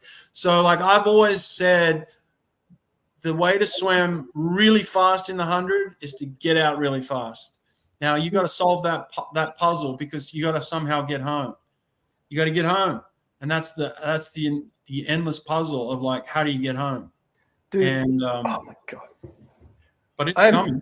I'm so glad you said that, because that was kind of my answer to Dax, but you put it in a way that I couldn't unlock from my brain. I said, I have always been a big proponent of fly and die, to the point where I remember this parent, they owned a t-shirt company, and they made me a t-shirt with my face on it, and it said fly and die.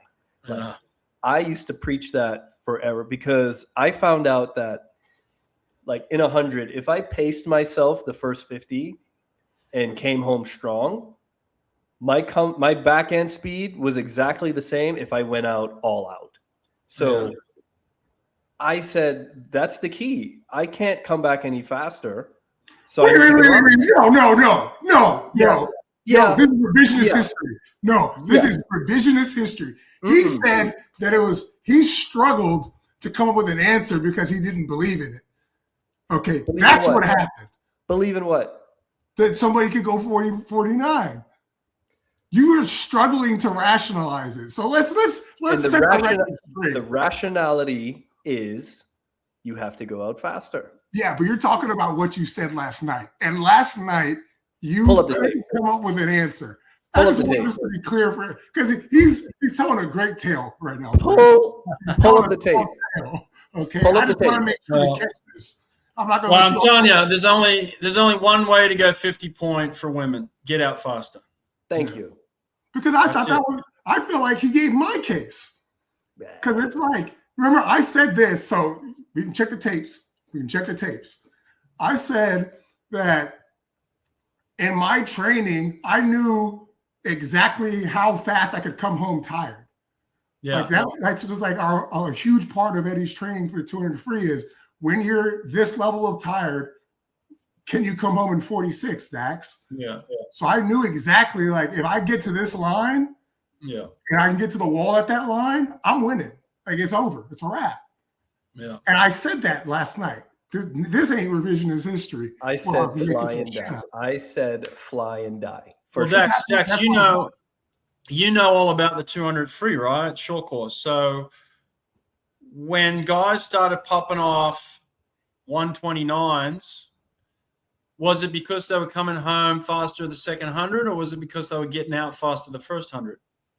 I think they were getting out faster the first 100, but they knew what going out 41. Wait, not 41. What were they went out 43? Yeah, I think they're getting out in like 43 flat or something, or 42 high maybe. Crazy. Right. So it's like, no, but that's how they figured out. That's how they figured out how to break 130. Is like, we're going to get out faster. And I'm telling you, you want to break 47 in the 100. You want to break 51 in the 100 free for women. Get out faster. Yeah, that's it. Yeah. Thank you. My point was kind of like, it was that, but then it's like, you need to know when you feel like that, how fast you can go. And then you, like you said, the figure that puzzle piece out. Like Kyle Chalmers. Kyle Chalmers will go down as one of the greatest 100 freestylers in history. One of the greatest, like win after win after win after win after medal. Like he's very hard to beat. You could almost impossible the last 10 years to beat Kyle Chalmers. Never broken 47 because he keeps swimming it the same way. He'll go out and he'll come home. He'll go out and he'll come home. Now that'll get you a win, but you won't swim 46. Right. He did go 47 last week too. Here's a good example, right?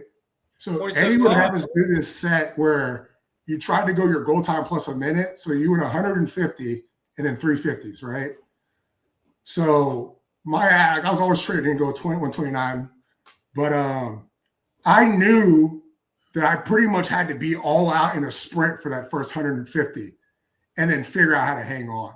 Like if I wasn't out fast enough, it's the race strategy is over anyways. Yeah. So like that's kind of my point where I feel like he did a better job of selling my point than Elvis's personally. But yeah, it was like you need to figure out how to go out this fast and then figure out how to hang on. Women, you want to go 50-point long course 100 free, you got to go 24 on the first 50. Yeah. And I would even venture into the realm of saying you got to go 24.5. 24.5. Like they might look at that and be like, that's crazy speed, Brett. That's what it's going to take. Yeah, I agree with that. We haven't done some. You agreeing with everything Brett's saying? I'm over here just like shaking my head, just like, yeah. This is not what you said. He it's just like court. This lawyer had a much better argument than you. That's all. But I can't wait until they see the tapes. But let's dabble in some technique talk. We haven't done technique in a while, and we have some fans who really love some of our technique talk. So here's an interesting one. At Auburn, you had Freddie Bousquet be the first guy under 19, and then the first guy under 21, long course. Then you had Cesar Cielo also break 21, also go 18 as many times as probably humanly possible. And then you had a slew of guys, going crazy times. You had Matt Target, Jakob Anker, but I've noticed like a lot of them, or at least Fred and Caesar for sure, were straight arm swimmers. Was that a conscious decision for them to swim that style, or did they kind of come to Auburn already? Before we even get into that, what do you define as straight arm? Because I think a lot of people who watch swimming think of it as what's over the water, and they don't think about it under the water. So do you think it's over and under? Is it only under? What's your definition? Well, I'll tell you what I look for in any technique, whether it be straight arm, bent arm, a hybrid, whatever you want to call it. If you're pushing water with your shoulder, you're doing something wrong. Yeah. And a lot of people swim straight arm for the sake of having their arm straight and for the sake of like some sort of tempo and slapping the water, and they're just pushing water. I see so many guys just pushing water. And what I'm trying to do is I'm trying to hydroplane. I want to sit up. Like if you look at Ben Proud, who's massive, giant shoulders, right? If he's sitting under the water and he's pushing water, he's not Ben Proud. He's some middle of the run dude with big muscles. Yeah, right. But Ben Proud is because he can get up high on the water. He can get a shoulder and that armpit up and over, and then he can get over onto the front of the catch and catch water super early with his straight arm. So the straight arm is ineffective if you've got bad technique. It's not just keeping your arm straight. I saw an interview with Cam McEvoy a couple of days ago where he was talking about he was commenting on this new Russian kid who just went 21-0 I think in the 50. Yep. and Cam was like, if he just did this, he'd be so much better. And I was like, that's so arrogant. Like if he just swam like me, he'd be as good as me, kind of thing. I'm like, what? Like, he's good because he's swimming like he's swimming. Like we could learn from everybody. If somebody's doing something well, they're doing it well no matter what, right? So if this kid is sitting high in the water and he's catching water and he's got a lower tempo than somebody else, but he's swimming fast, then he's doing something right. So we can learn from him. And so you take elements of what everybody's doing. I take elements of what Cam McEvoy's doing. I take elements of what he's doing. I take elements of Ben Proud, and you say, what are the commonalities here? What are the things that they're all doing well? Well, first of all, they all have a thunderous, well-connected kick. That's the first thing that you got to look at. You look at the back end. You don't look at the front end. Anyone that's fast has a tremendous motor, and they're connecting it really well to the front end of their stroke. So it's a very connected back end. And then you look at, all right, how is that engine creating what's going on up front? And then how are they holding water? And that's it. It's like, so if it means I'm going to be more effective if I straighten this guy's arm out and I get him over the water and eliminate the bounce and the side to side movement, then that's going to be most effective to him. So when you look at a Fred Bousquet as opposed to a Bruno Fratis had a wiggle in his hips, and Fred Bousquet's hips were locked. Fred were just on this small little axis. Bruno's wiggled like this, back and forward. But he wiggled so that he could get over and get onto his catch because he was a shorter man, super powerful, had a much lower profile on the water. Fred came up over the top. If I was to get Bruno Fratis to swim like Fred Bousquet, you would never know who Bruno is. You would never have heard of him. But because he had that special wiggle and he came around the side and got right under his catch, and it looked completely different to Fred. So you work with the athlete. You don't make them into everybody swimming like Cam McEvoy, and that's what Dax does well. I hear him talking about technique a lot, and he's always working with the nuances of the body and the person, and not saying that this is the way everybody should swim, Yeah, I remember when I first started coaching, like I learned a lot of backstroke stuff, and I was like, oh, you're young, you're like, oh, okay, I got to figure it out around all these 12-year-olds. And this kid was doing this thing with the water. He was flipping it in a way I'd never seen before. And I remember he was about to do a swim turn, about to stop him, and I was like, I caught myself. I was like, let's just see what keeps happening. The kid ends up going like 156 when he's 13 years old, like the next year. Mm-hmm. So it was just like one of those moments, kind of what you're saying, where it's like you have this like structure, but within that structure, like there's the nuances of the athlete that, you keep an eye on it in case it goes haywire, but that may be their difference maker. If they're catching water and it's unorthodox, they're still catching water. It's like, I wouldn't teach that. I wouldn't draw it in a textbook, but they're doing something right. So I'm gonna work with it, and that's what you do as a great coach is you look for those nuances, and then if there's something that needs to be fixed, you fix it, like for sure. If something's not working and they're not effective, then you got to tell them. Some people get hung up on, well, I've got to do this straight arm because that's what Fred Bousquet's doing. Well, straight arm doesn't work for you, buddy. You've got to find something else, man. So what would you if you had to name like one to three things that contributed to like the dominance and success of Auburn sprinting, through 2004 through whenever? 99. I done my research. 99 is when the 99. Yeah. So from 99 through what will we say? Well, 97 when we won our first title. We won our first title in 97.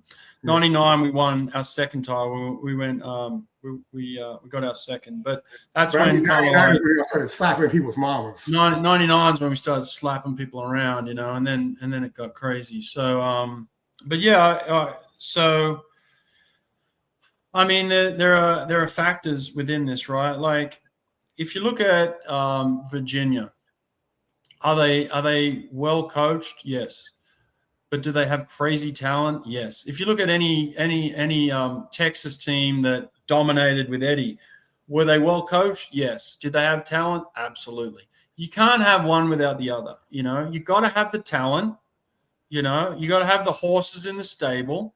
You can't have a bunch of donkeys. And then you got to be well coached. You know, you got to put it together in that sense. And then there's got to be an element of magic to have a dominance. And so that's where it comes down to, right? You got the talent and you're well coached. Now it comes down to, do we have a group of guys or girls that can handle taking criticism and can handle getting beaten in practice and can and don't settle for second best? Like they want to win, they want to be dominant, they want to come together collectively. Like if you get a collective group mindset within that talent and hard work, that those are the three elements that make you unbeatable. So you got to have a group mindset, collective, and that is through the battles, that's through the tests, that's through the challenges. You got to be able to put your bullshit aside and be like, this is for the betterment of the group, right? When I first got to Auburn, I was number 6 on the depth chart, and I was getting beat up and beat up and beat up. You think I like packed my bags and ran back to Australia? I was like, hell no! Like, this is where I want to slapping be. me around so I can learn. Slap me around, and that's it. And so you got to have a group of people that are willing to be slapped around, which is why Texas were you know, who they are, because Eddie could manage that. Eddie could manage when he's slapping people around and everybody's working together, he could find a way to bring that team together, right? That's it. It's talent, hard work, and togetherness. I'd always said like the best coaches manage egos. Yeah. I think the way he said it is actually the perfect way to say it, because I talk a lot. Like when I was in the hospital, there was this doctor, right? Dr. Isabel. And she was like the first person I saw at 6 a.m. every day. And I remember there's a certain point where it's like she's the one, like she gets it. Like if she was an athlete, mentally she's a killer. Like she ain't playing to be safe. She's playing to win. And when I thought about like my experience at UT and then even the Auburn trip, it's like you have the vast majority of the athletes to the point where if you brought in somebody who didn't have the personality, they'd adopt it, is they're playing to win. Fuck losing, like, and even really like forget about winning. Like I'm trying to make you quit, I guess is the way I want to say it. And if you can have that, then like you're just recruiting. Oh, that's not that easy. Or not as easy about to say it, but you're just recruiting the talent and making sure it's in the right place, because the mental side is like they gonna figure it out. You know what I mean? So I think that was like the way you just said it just now, like that group collective mentality of killers. I think that's an underrated thing that a lot of coaches miss for whatever reason. Underrated. You see it everywhere. You see it all the time. And I often wonder to myself, like, man, what a rare person to make it through all of that, because I've seen people with crazy talent and they just don't have the mentals, and they end up nothing, and you're just like, oh my God, what a waste of talent. And then I see people with no talent and they've just got the mentals, and I'm like, oh man, if you just had some talent, bro, damn, you know. And then all of a sudden, then you see these freaks of nature come along. Like right now, I'm watching the NBA Finals, and they've got this like 7'8" guy who's like got the physical. He's a physical specimen, but he's got the mentals too. Like he hates losing, you know. And you're like, oh, what a combination! Who created that? This freak of nature. And he's got the mentals and the physical. Like you can't beat that. Like you'll beat him, but you can't beat that, you know. Like he'll come back and he'll come back and he'll come back because he's got the talent and he's got the will, and eventually he's going to get you because he's just too good, you know. And that's what we have.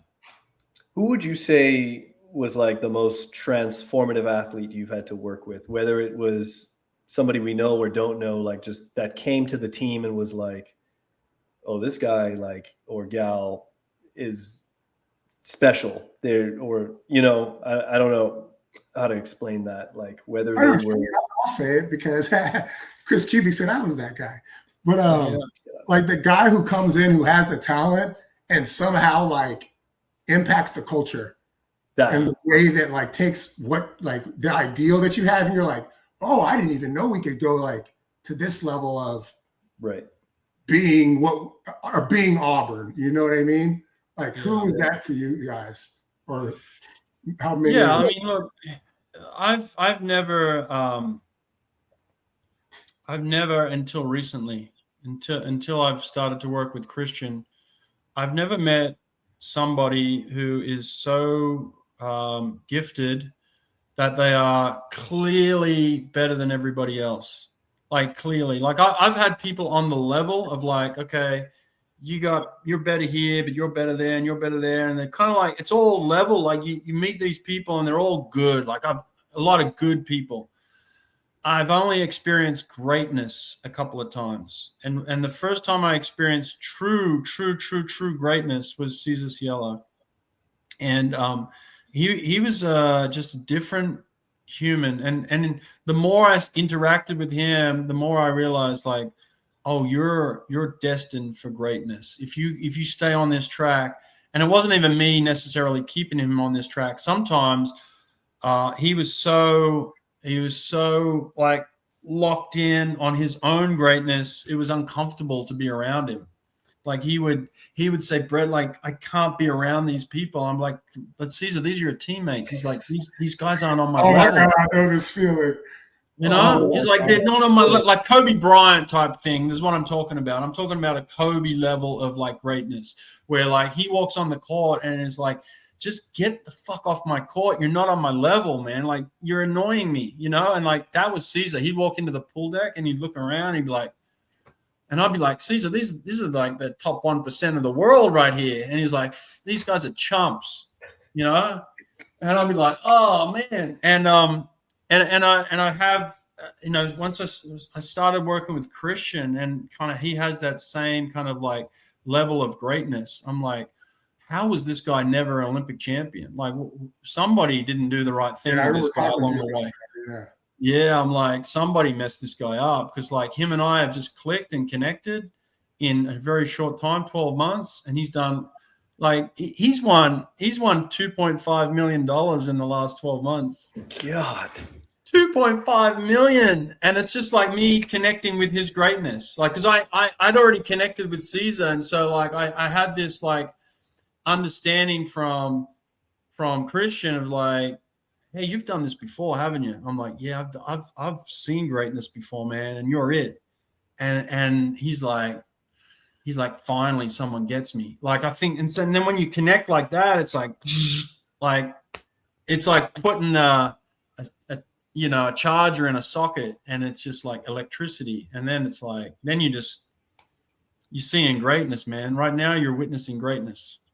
Yeah, I always said that I think Cesar like transformed the game of swimming because when he came, I remember he swam at Kentucky. We had SECs at Kentucky his freshman year, which. Oh, I got a story about that. Okay, you keep going. Yeah, and then he like touched the wall, hopped on the lane line, beating his chest and throwing up, and people were like, "That you can't do that." And I'm in the crowd like, "Hell, finally, somebody did it. Finally."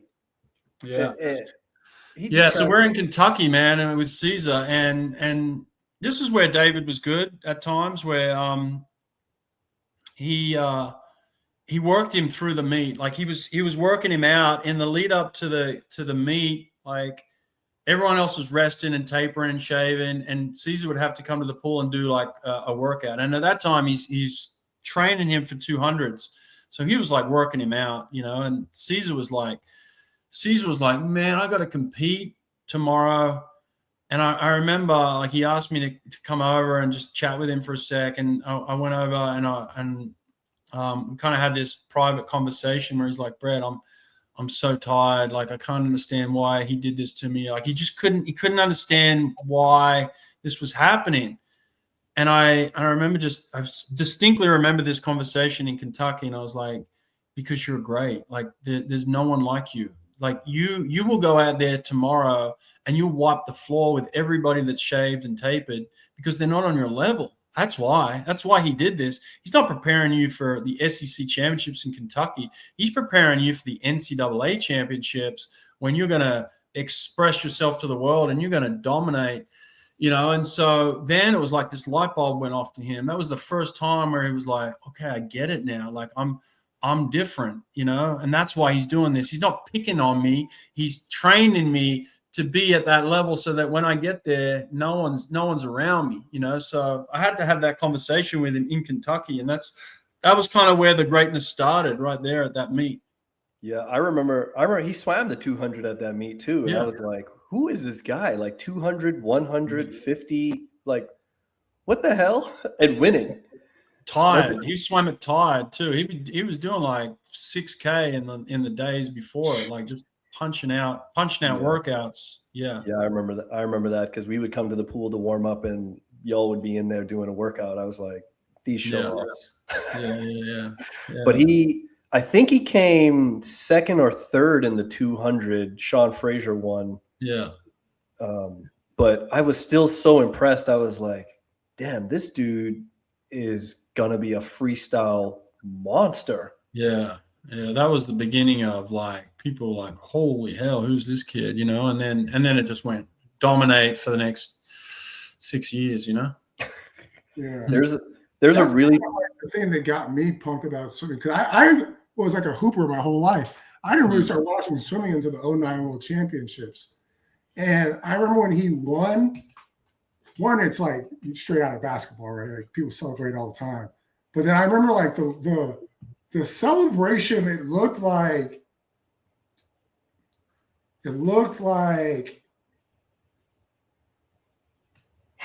almost like I'm celebrating the fans because I knew this was going to happen. Like I told you, and now you guys get to be pumped. Yeah. Like I remember thinking that, and I was like, oh yeah, I was like, this guy's live. Like this guy's all the way turned up. Yeah. Oh yeah, for sure.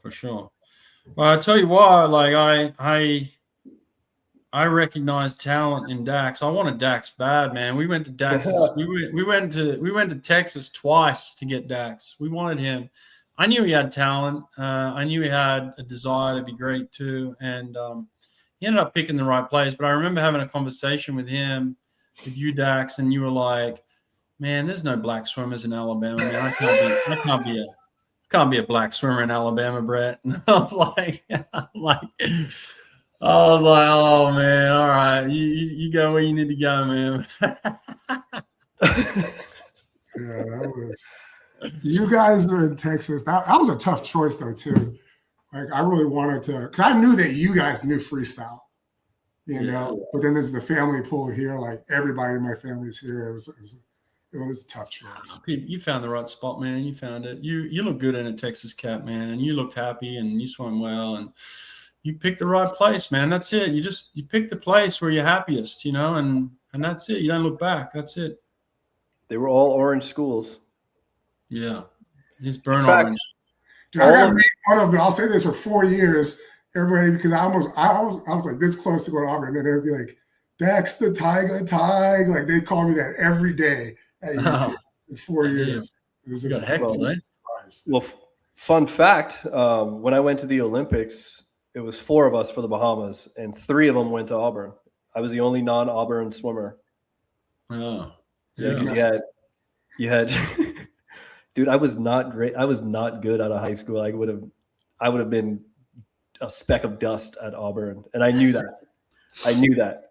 But anyway, we had Jeremy Knowles, who's an Auburn swimmer. Then we had Alana Dillette and Ariana Vanderpool Wallace. Yeah. And then there's little old me. I tried to get Ariana the enhanced games, man. She said no. She shut me down. She would have been so good. Oh man, I would have loved her at the enhanced games. I thought she would have been great too, but she's enjoying her life outside of swimming. She is much more. And we're all in a group. We're all in a group chat. We talk, and when your recruiting was going on, we were discussing it as well. So Yeah. Did she watch the games? Actually, I don't know. Yeah, I don't I know don't either. know. I need to ask her. I don't know. But I got her competitor, Megan Romano. They used to compete against each other, and man, I love coaching that girl. She is so fun. She's a stud, man. She loves it. Loves it. She's a racer too. Big Racer, man. racer. Georgia girl, just loves the work, loves to race. Yeah. I love Megan Romano, man. She's awesome. I'm gonna say something about Megan that's gonna sound like an insult, but I mean it with all love. Megan is insane. Oh yeah, Megan's awesome. I love Megan though. Like she and I have like randomly stayed in contact over the past 10 years or whatever, and every time like our conversations are just like so crazy, and like never know what she's just an awesome person, man. Yeah.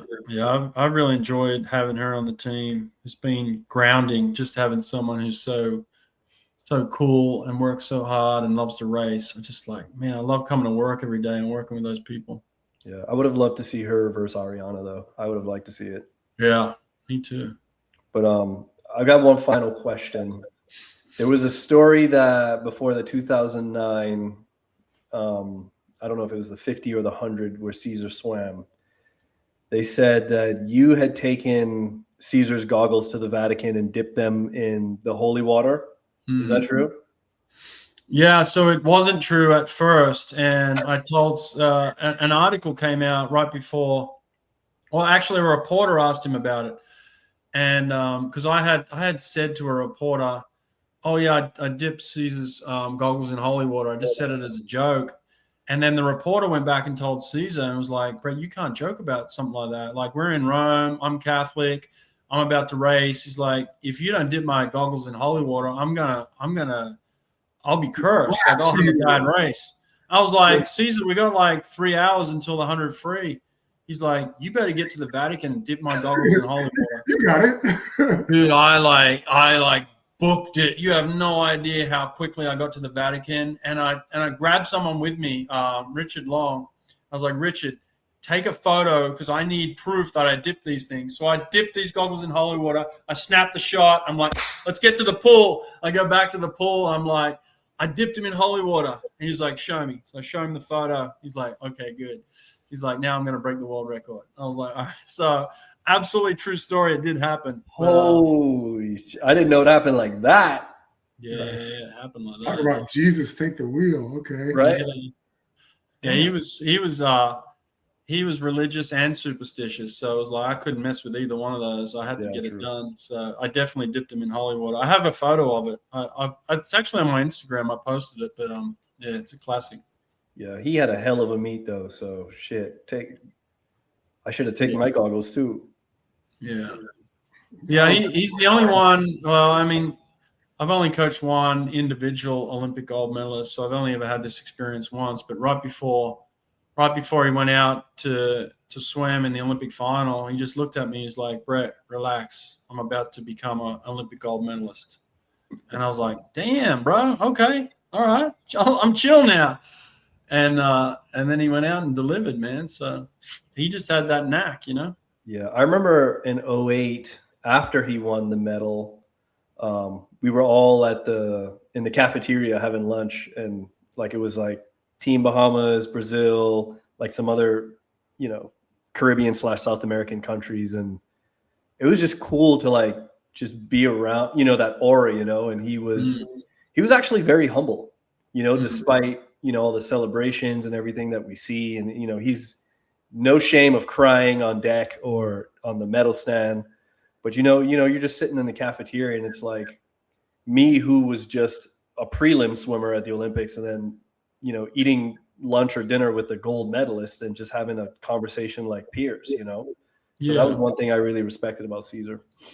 When he fulfilled his destiny, he humbled himself, but he was uncomfortable to be around until he did that. Yeah. He absolutely, with every fiber in his body, believed that he was the best. And he didn't apologize for that. He actually held you accountable to that. Like, Brett, I'm the best swimmer here. you're not doing your job if I don't win, like that's how it was, live and die by the sword, and then when he did it, then he humbled himself, like, okay, I fulfilled my destiny. I'm very respectful. But like, he just believed that about himself. And it's like, man, if we all woke up and had that inner belief about ourselves, imagine what we could actually accomplish. I see Dax talk about this type of like, this belief that comes across as arrogance, but it's just like, we're trained to feel ashamed. We're trained to sit in line. We're trained to keep our head down and bow and not posture ourselves in a way of like, you're the greatest, And like, if we actually talked to ourselves like that, imagine what we could really accomplish if we believed it, So, yeah. You just speak in my language, man. Mm-hmm. Yeah, I think people are way too humble. It's like, you want to be the best. Like there's a version of you in the metaverse somewhere where it's like the most confident person, like, don't let people talk to you a certain way. Like, we're friendships only under the understanding that I'm better than you. Like, Yeah. And I think that holds a lot of people back, just not having that belief and feeling like they gotta, like you said, like shrink yourself to fit in. And it's like, no, like go out there and be awesome and pull people up with you, Yeah. Did you invite Caesar to the enhanced games? Because that would have been interesting. Maybe. That's how I go. What's my word? Omaha. Yeah. Oh, yeah, there we go. Man, I invited everybody I could think of. Lochte sounds a little interested. Yeah, I don't know. I actually don't know if he is. I think there's been some interest there. I don't know which way it's going. But look, Lochte's a freak of nature, man. Like you see that guy in the wall, he's just aquatic. Like, you can't take the aquaticness away from Ryan Lochte. He's just an aquatic animal. Like, he's got that gift, so that's never going to disappear. Now he's getting on with age, but he's still aquatic. But yeah, I don't know. Like, look, I'm of the belief, if you give me the best current swimmers in the world right now, and you let me take them through the enhanced system, we do break every world record. Like, if you have the current best swimmers, right, then they're already that close. Like, we could get them there easily, there's no question. But we don't have that, and so this idea of us breaking every world record is just not realistic, But if we had the talent that I'm talking about, then there's no doubt we could get it done.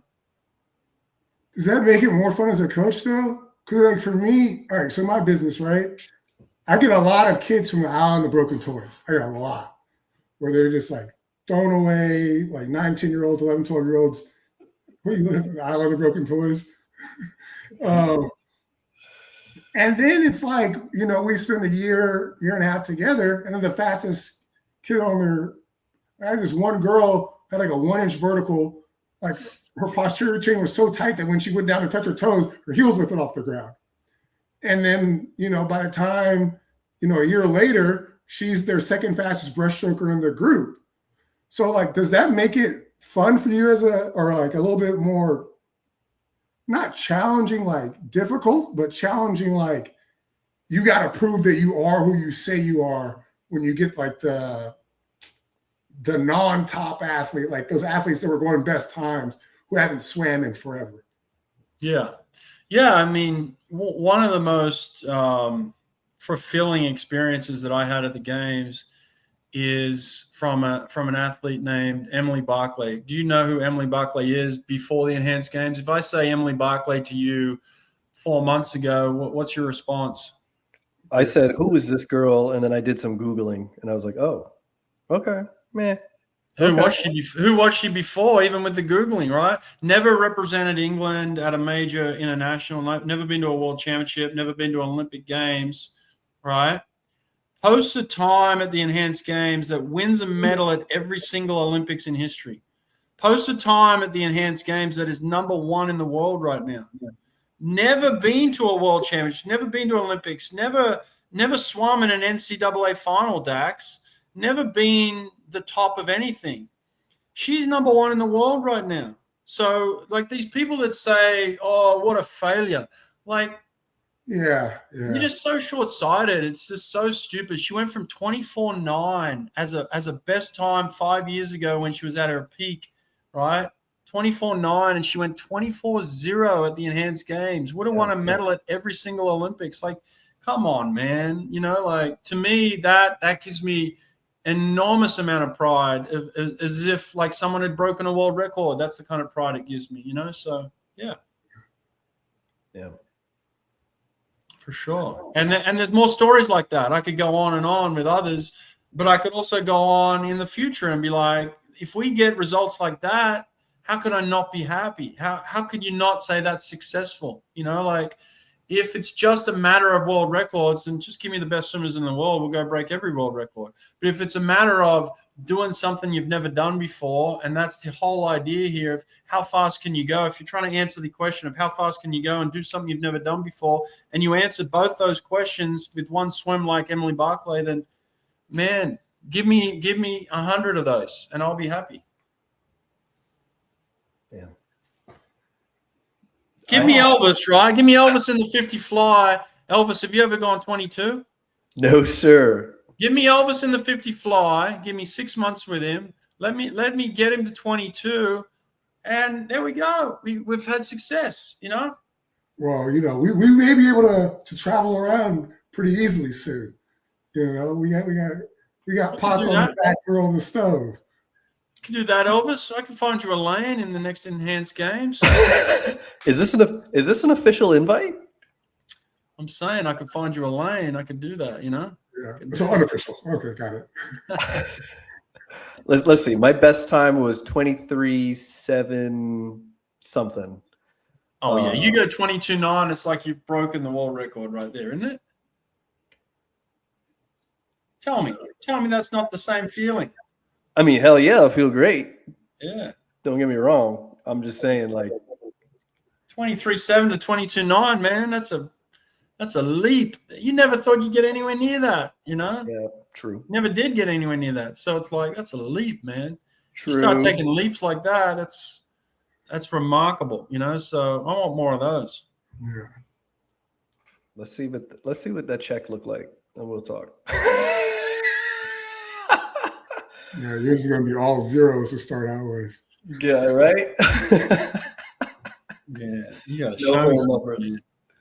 That's crazy. Well, I got no more questions. Dax, you got anything?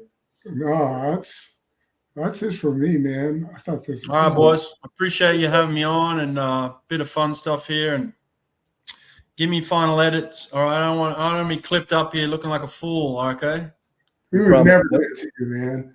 Is this your first like major?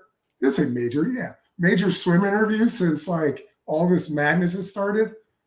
This is the only one I've done since the games. I did obviously a lot of interviews before the games, but this is the only one I'm doing after the games because I like you guys, and I'm just not interested in short conversations that are just going to get chopped up into something that they aren't. I just wanted to have a conversation with you guys. I want to be open and honest, and I want it to be long form, and I don't want to be edited up to have some clicks to sound like a fool. It's just like, hey, I'm going to tell you the way I saw it, the way I feel about it. People can listen to this long form view of it, and they can either love me or hate me. But that was my take on it, and we're going to keep going. We're going to keep pushing. You know, that's it. You hear that, Jay? Don't clip him up to look too bad, huh? Yeah, dude. Yeah, you got to chill, Jay. You have to chill a lot. Jay, he's our Clipper guy. Not really. I think you actually might be familiar with Jay, right? Right? I don't know.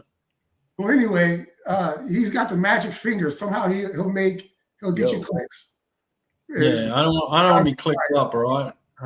Yeah, exactly. Yeah, but yeah, so I guess we'll go ahead and close. Lifeguards are coming back. We got to get up out of here and make sure we don't end up in the clinker. Let's go with Brett. Brett, do you have any final words for the people? I'm going to leave you with a final image. If you want longevity and prosperity and you want to feel good, Get on some of those enhancements, baby. Enhance up. Let's go. Stronger. Get it. Look at that. More output, faster recovery, no crash. Get some stronger. Hit the link in my bio. Yeah. Yeah. We'll make sure we add all that too to And the. this is for you boys. Yeah. Longer. Yeah, I probably need some of that. Pause. All right, Elvis, boys. what do you got? Well, since Brett's plugging something, I'll plug something. Burrowsbest.com. Get you some of that. It's not an enhancement, but it'll get your skin and hair right. That's enhancing, baby. That was Yeah. Feel good, feel good. Well, Brett, thank you for joining us. You know, bringing a wealth of knowledge that I think people are just too far up with their head up their own asses to respect and draw from. So I'm glad we were able to have you on here, number one in the streets, and get your message out to the people about everything.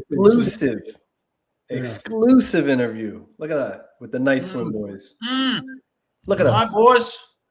All right. So everybody, thanks for hanging out. We'll see y'all later. And good night from Night Swim. Peace.